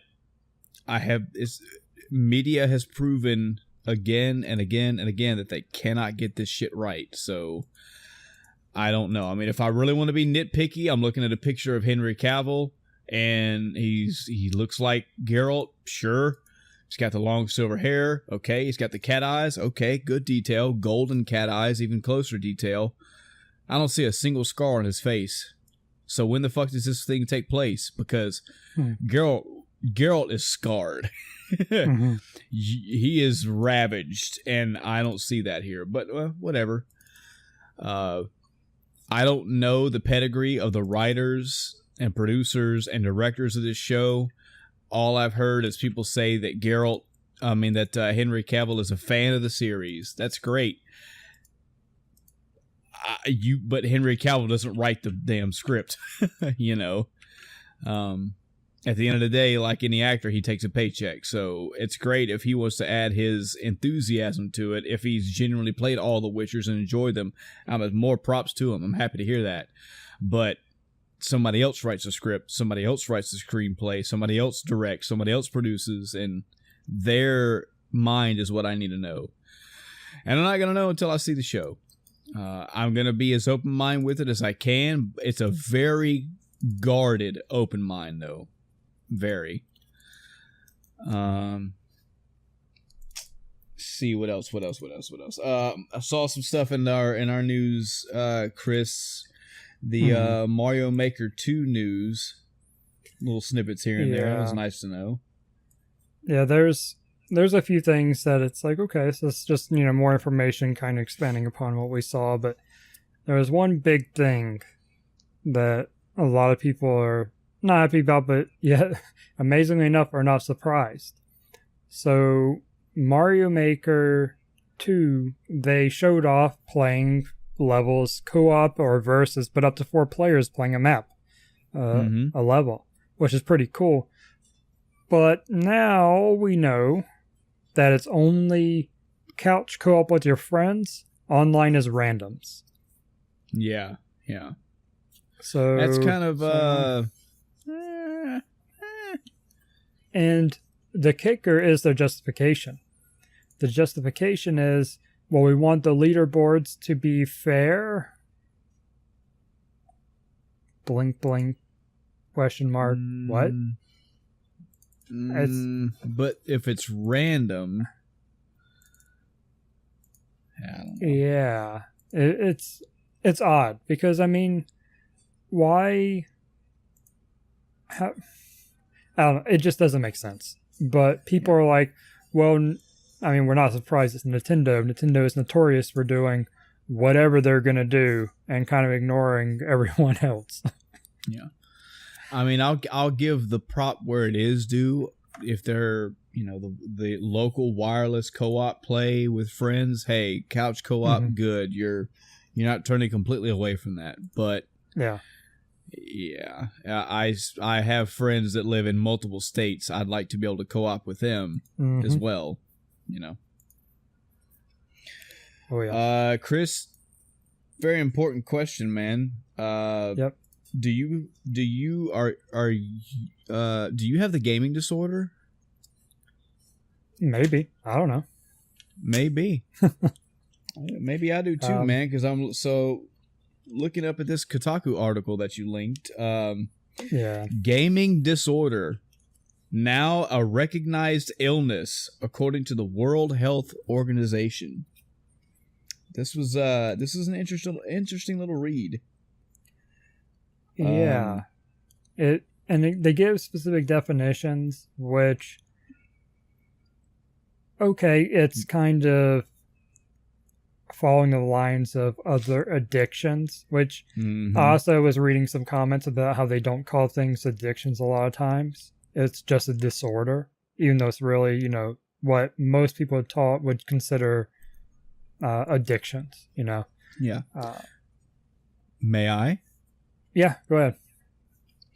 A pattern of persistent or recurring gaming behavior, digital gaming or video gaming, which may be online, i.e. over the internet, in case you need to know what online meant, or offline, manifested by one, two, or three of these things. Impaired control over gaming, e.g. onset frequency, intensity, duration, termination, context.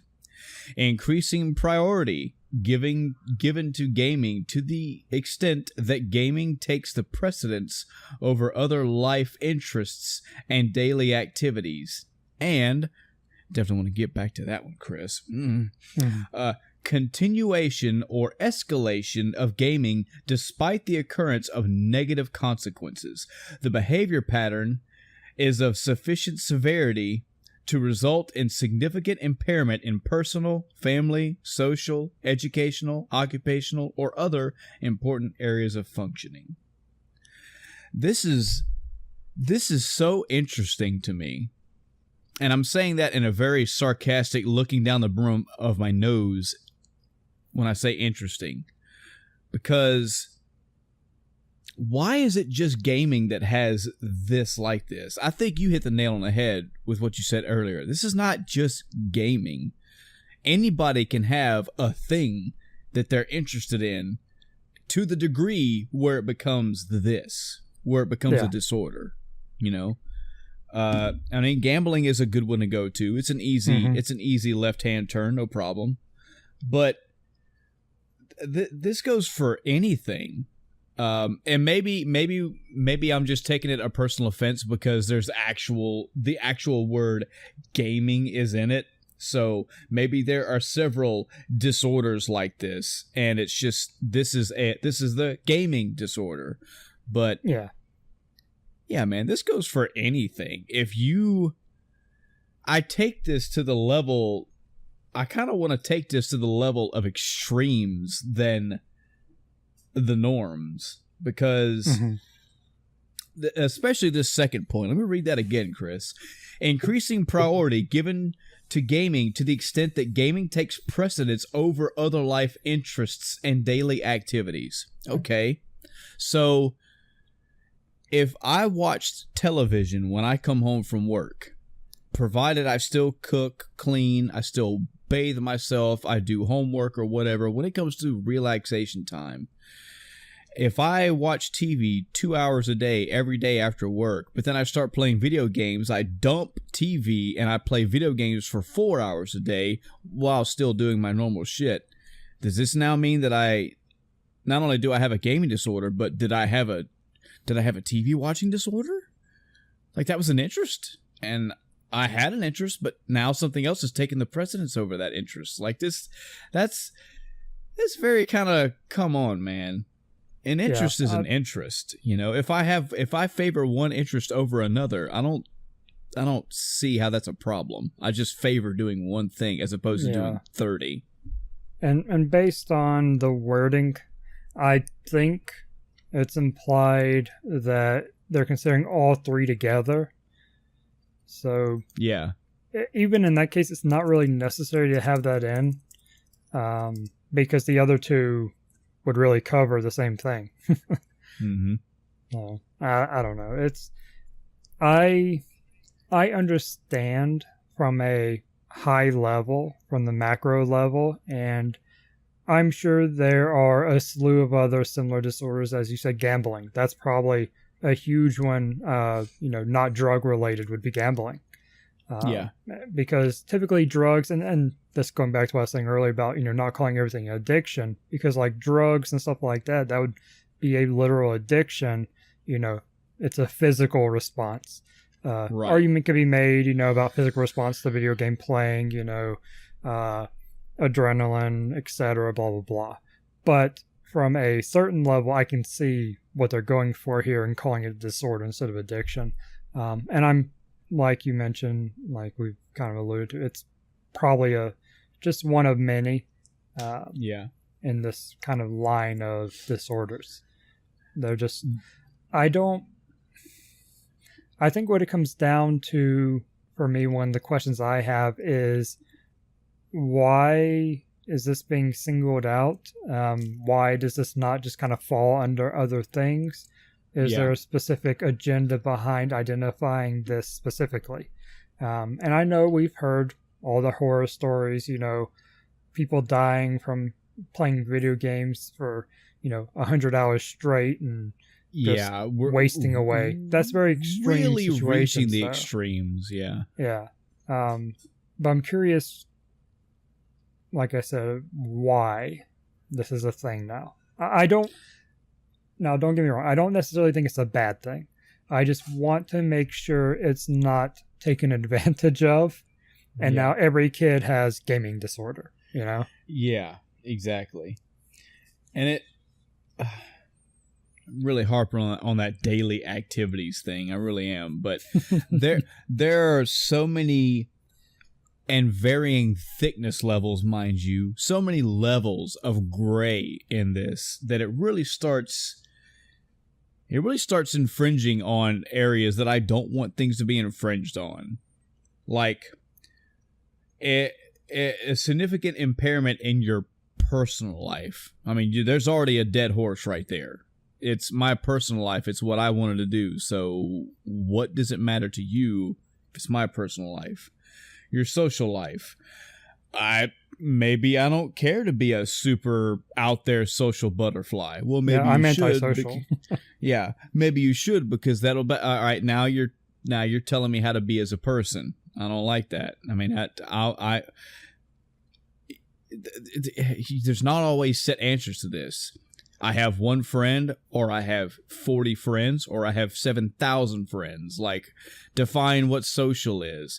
Where is the impairment to your social life if you have what's the average network of coworkers, an average work of associates, an average working level of friends? Like, it's very weird to put that in there. Family, okay, I get that one. Family's blood. I get that. You want to be close to your family. That one, that's a understood one. If you're just completely and utterly neglecting your family, especially in their times of need for video games or anything, I get that. That's a problem. We as people, as societies in general, you want to stick by your family. So I can at least see that one. Educational. Now this is okay, believe it or not, there's a fucking gray ground here. Okay. You have somebody that graduated high school, that's as far as they wanted to go, and they spent the rest of their time doing insert anything else here. You don't have the right to go to their house and knock on the door and go, why the fuck didn't you go to college? Because they can go, fuck you, I didn't want to go to college.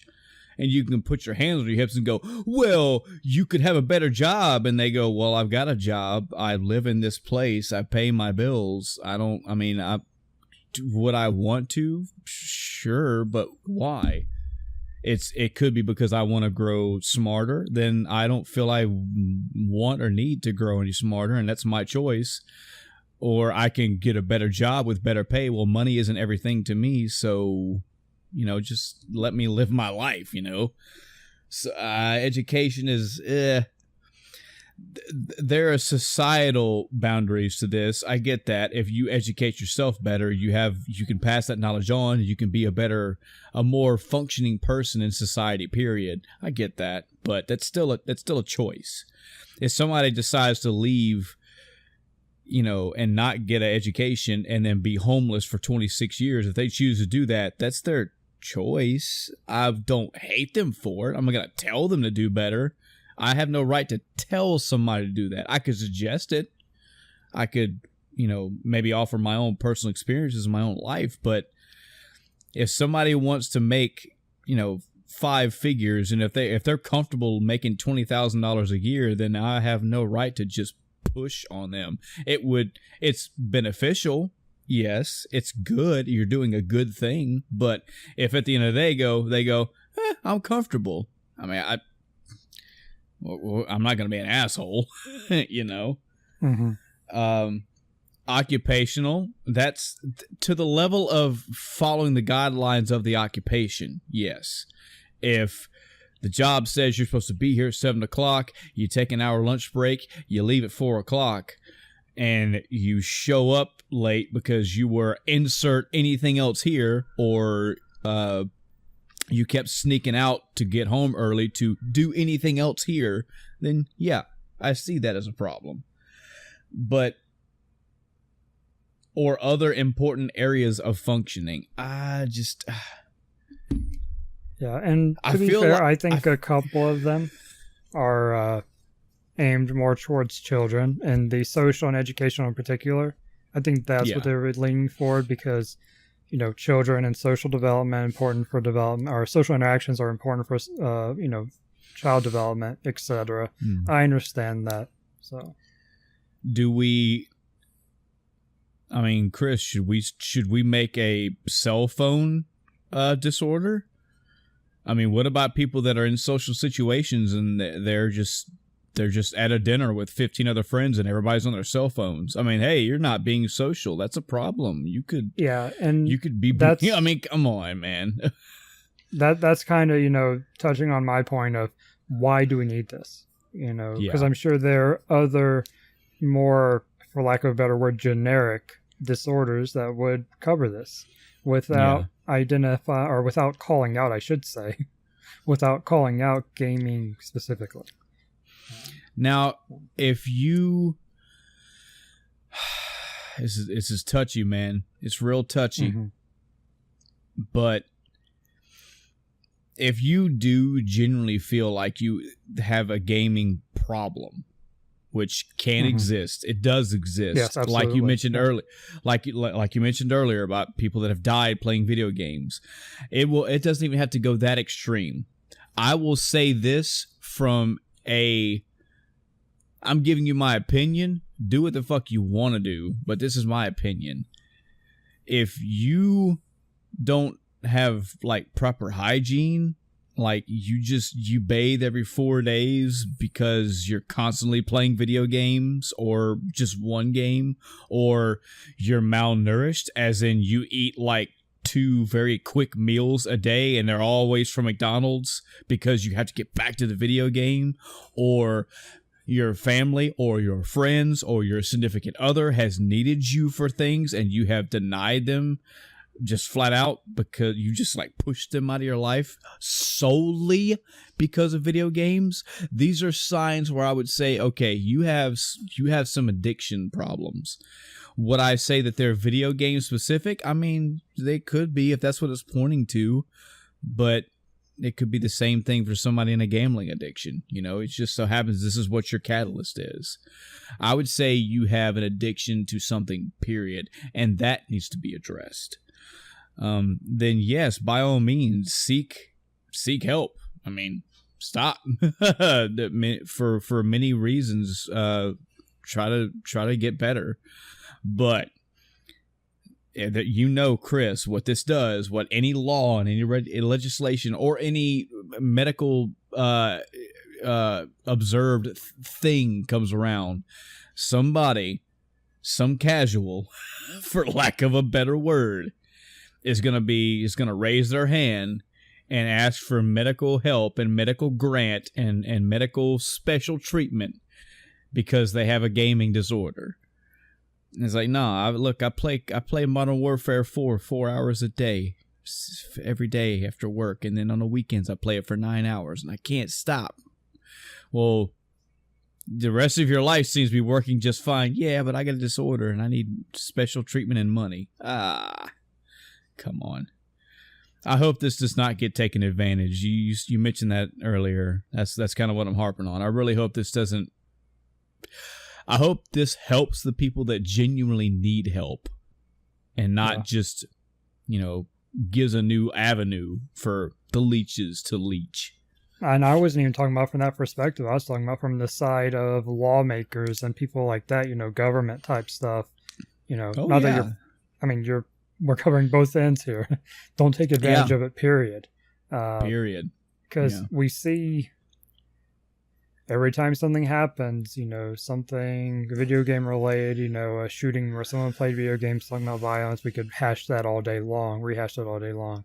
But, getting the medical, same type thing. Okay, well, now going back to what I just said, all right, well, this person showed up to school. They had gaming disorder. It's so, I guess, Chris, at the end of the day, for people like me and you, this hits home for us because we are gamers. We are the people who play video games. So when this shit surfaces, we're the first ones to go, come on. I'm telling you, man, I have had this conversation recently at my job where I was in a room with a bunch of people generally and genuinely talking video games, and we went a little deep at some points, but it was mostly surface level shit. And around me, the non-gamers little room were just, oh man, y'all are nerds and blah blah blah. And it's like, oh man, this is so crazy to hear you say stuff like this, because the other room that I was in was a bunch of people talking about playing golf, and I didn't know what the fuck they were talking about. But I didn't participate in the conversation, and I didn't look down on them either. Why is this hobby still treated the way it is? Why is it still looked as, I don't play that because I grew up? Like, why is it still treated like this thing that is so alien and just, why y'all? It's so weird to hear y'all talk that way. And I'm like, you could hear a room full of people talk about baseball and nobody bats an eye. You can hear a bunch of people talking. Going? Exactly, fantasy football. You can hear people in a room talk about cars and engines and all that crap. Not a big deal. You can hear people talking about fishing or hunting, or it's so crazy to me that I am 37 years old and I can't carry on a conversation about a hobby without having people look at me with that, wow, what a nerd. I'm like, what does it fucking matter? It's just a hobby. I would not, but would love to go into everyone's home and just watch what the fuck they do when they're free. When they don't have to babysit their children, they don't have to cook, they don't have to clean, they don't have to do a chore. All right, you are fucking free. What do you do? And I bet you so many will either dig in their phone or dig in a Netflix or, something like that. And if they have a hobby, I'd love to find what that hobby is and go, that's what I'm talking about. You're into something. Something interests you. Granted, I don't watch football. I don't play football. And if I did, I could have a career, could have made money. But I don't play video games to make money. I wouldn't want to play something to make money. Like, money is not my drive. If I was to go hunting, I could go hunting and produce food. I don't need to go hunting and produce food. I can go buy it. It's 2019. If I wanted to, I could go hunting. My father taught me how to hunt. I'm sure I can kill something and bring it home. But that doesn't interest me. If I was to go work on cars, yes, it would make me more functional when my car breaks or my wife's car breaks, but I can look up how to fix things. And it's just not, it's cool. Motors, all that stuff is cool, but it's not what drives me.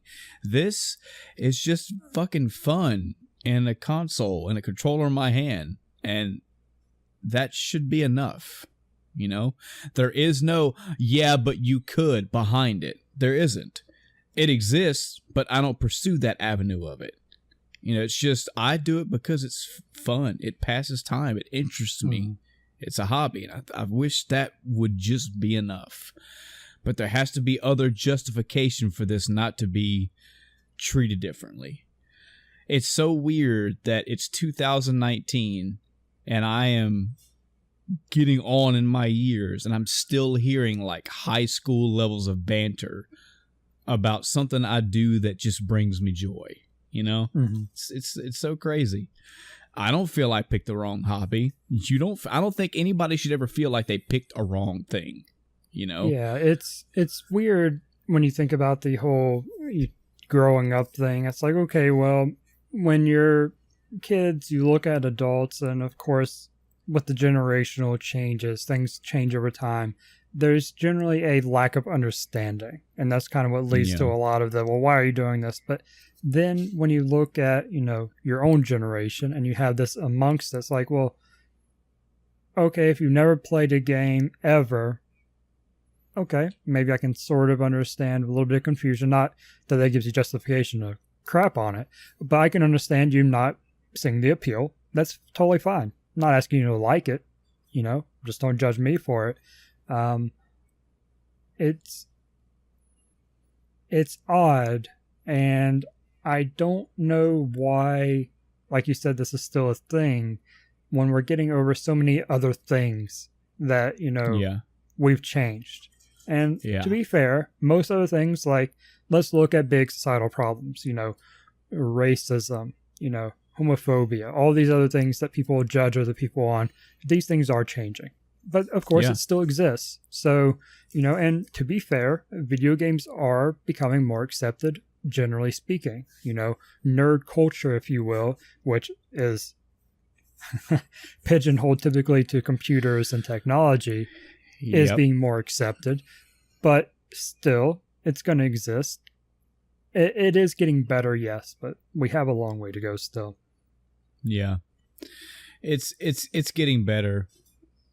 And I realize at the end of the day, it usually comes down to individuals. You know, it's not, I don't necessarily see a totality when it comes to this. It's usually to varying levels. It's individuals. And I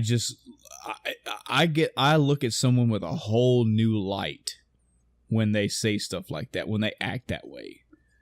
You know, using myself as a prime example, I can be in a room and hear a bunch of people talk about a bunch of shit I have no idea what they're talking about.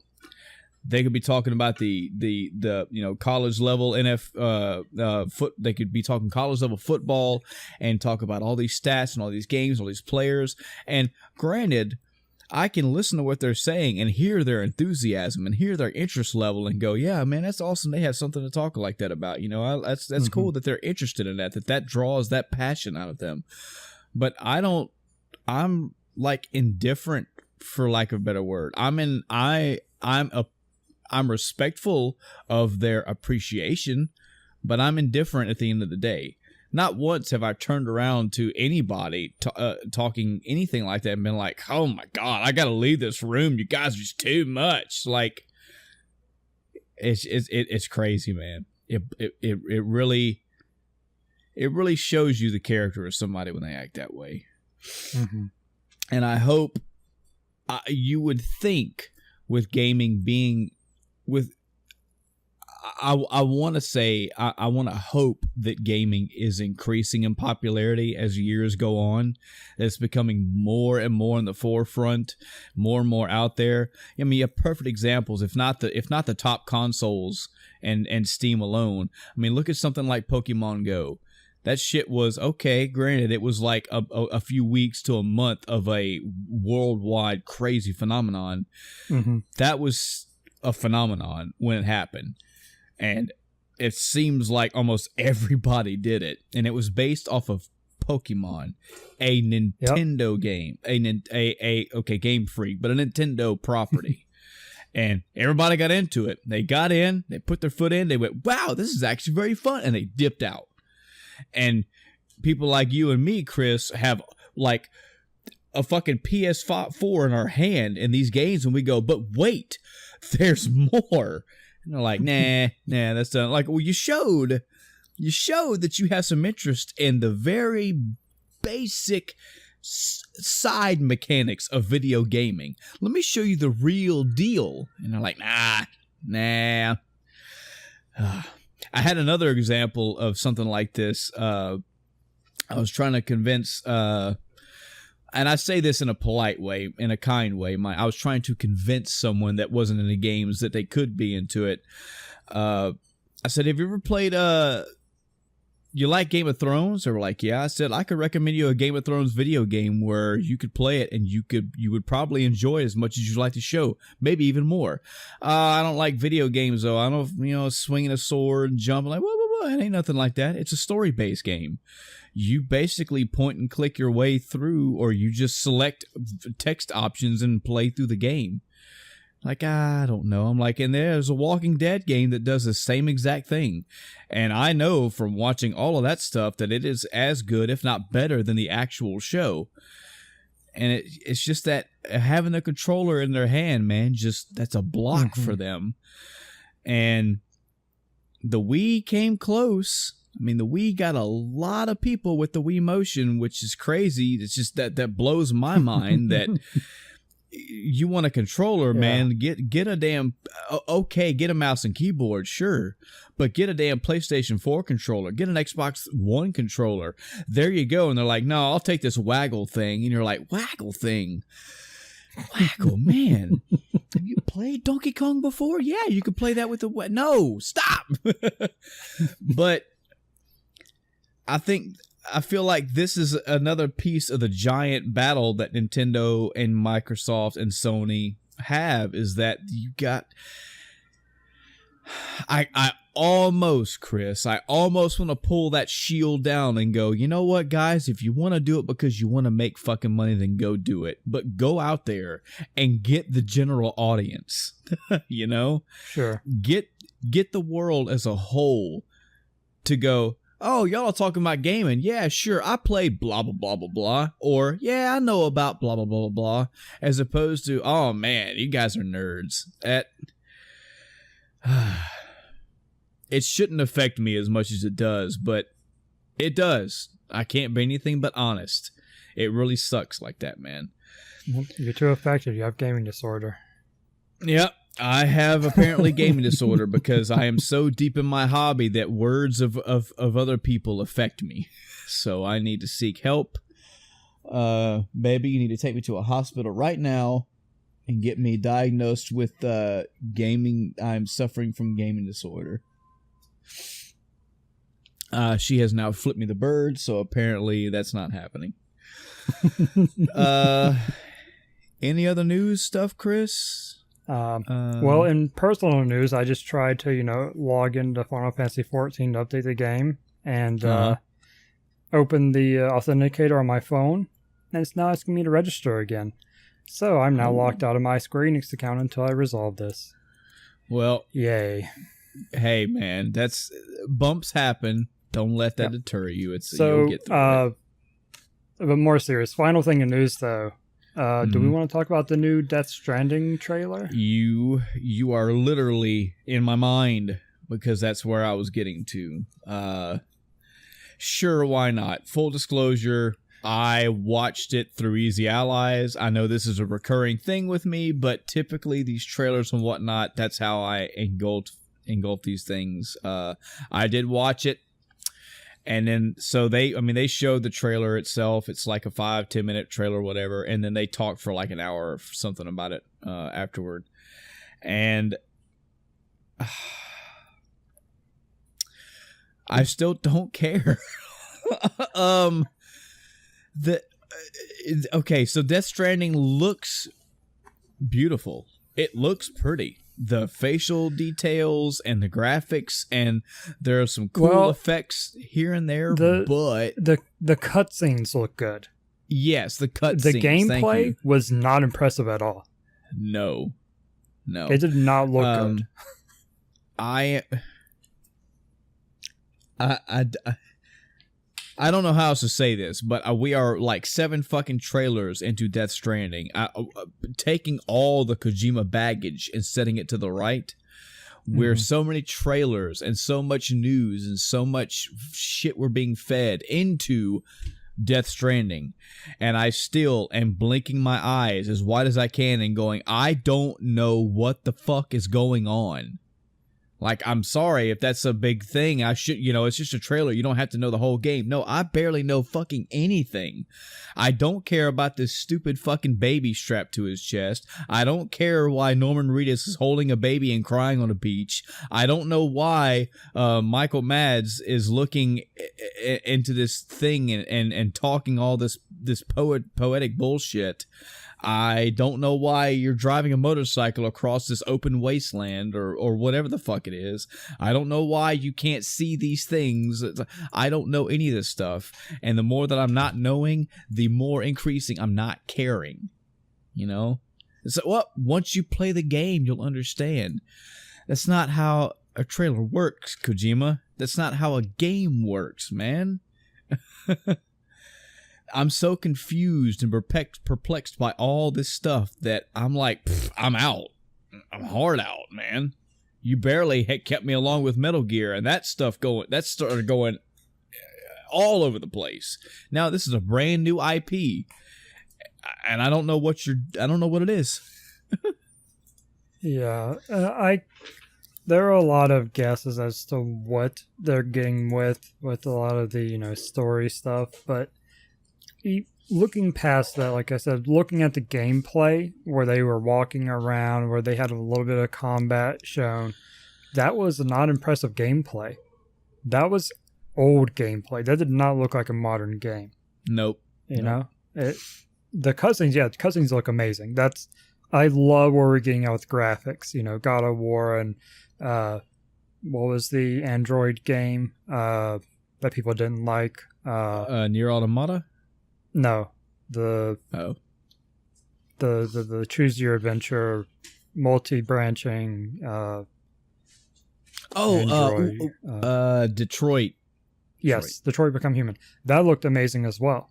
I love what we're getting at with graphics, and the cutscenes that they've shown for Death Stranding absolutely look there. And maybe the base game will look better, at release. It's not coming out till November, so they have time. Who knows how old that footage was as well. So it will look good as long as they clean it up. But yeah, I'm curious about the story, but I have yet to decide whether I'm curious enough to play it myself. Yeah, I'm taking a hard stance, almost as much as a hard stance as I'm taking against fucking video game movies, man. I'm just I respect Kojima's mind. I respect the things that he is going for. I respect that he has the balls to just say, I want to put this in and I'm shoving it in no matter what, and like it or don't like it, it's in there. I respect his creative balls for doing the things he does. Also, I do acknowledge and understand that I am a simpleton, and sometimes I need somebody to tell me A and B goes to C. There are games that have not been the greatest for me. I'm looking at you, Xenogears, but play me 9 times, Michael. I'm not going to play you 9 times because I couldn't get through the first time because you were too confusing. I realize that this game is going to be great for a bunch of people. But all we have until the game is released is teasers and trailers and information. And I stopped being interested after the second trailer. I'll say that. The first trailer was like, wow, this stuff is weird and odd and out there and what's going on. Second trailer comes out. I have the same questions and even more now. You can't sell me on this kind of intrigue. If it's you tell me a story, but wait, there's more, that develops intrigue, and I'm wondering where characters go. I'm wondering where story arcs continue on to. I'm wondering how these rivalries will get resolved, if they'll get resolved. But when you're just coming out the gate with random out there shit with no ends to tie into, that does not interest me at all. That pushes me the opposite way. So I still have some shred of hope that this is all a big facade and they're going to rip the wool off people's eyes and it's going to be Metal Gear Solid 6 kept you waiting, fuckers. You thought all that was fake. But in reality, I tell you what, Chris, if Castle Super Beast or Easy Allies or even Giant Bomb do a long run of this game, I will watch them play it. Will I play it? No. Will I buy it? No. No. It's going to take some crazy out there thing for me to want to get into this. And before you point the fingers and wave your hands and go, I know the answer, no, it is not a direct tie into Metal Gear. I had a huge time following Metal Gear Solid as a whole. So tying all this back into Metal Gear, you're not making that case any better for me. What, is Vamp going to pop up again? I mean, come on. What are you going to do? What is Metal Gear tie-in gonna offer me to make me go, oh wow, now everything makes sense? Liquid Snake is actually not the left hand, it's actually the baby. That's what it is. Baby is Liquid Snake. I don't know. This shit's too crazy, man. This is for somebody. This game is going to be for somebody, and that somebody may very well be a shit ton of people. This may sell millions, Chris. I may be crazy, and this game is going to be the next thing. But as of what I have right now, and have had for a long time now, I don't care. I'm away from it. I don't care. It has a lot of things in it that there is a certain type of people that find this stuff cool, and I find maybe the imagery cool, but I need more information for me to be all in.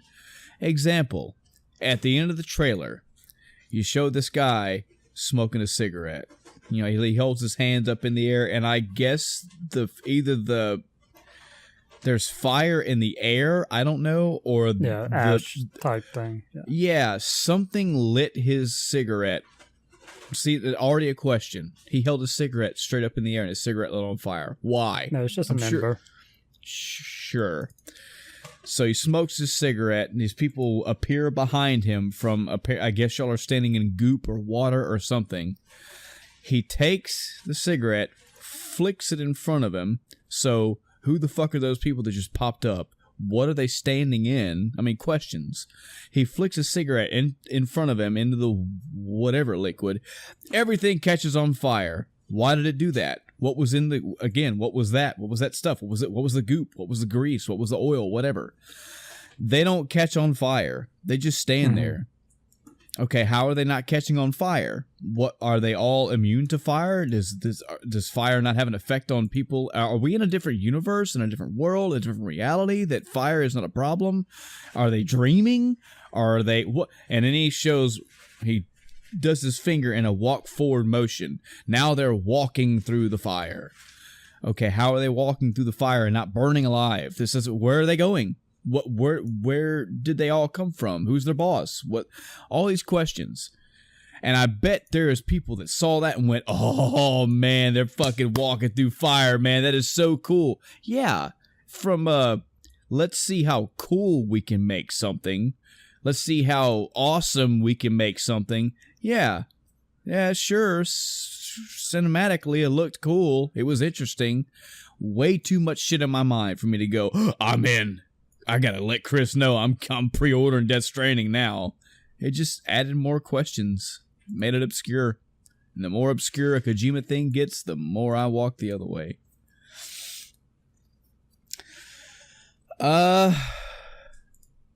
Any final thoughts on Death Stranding, Chris?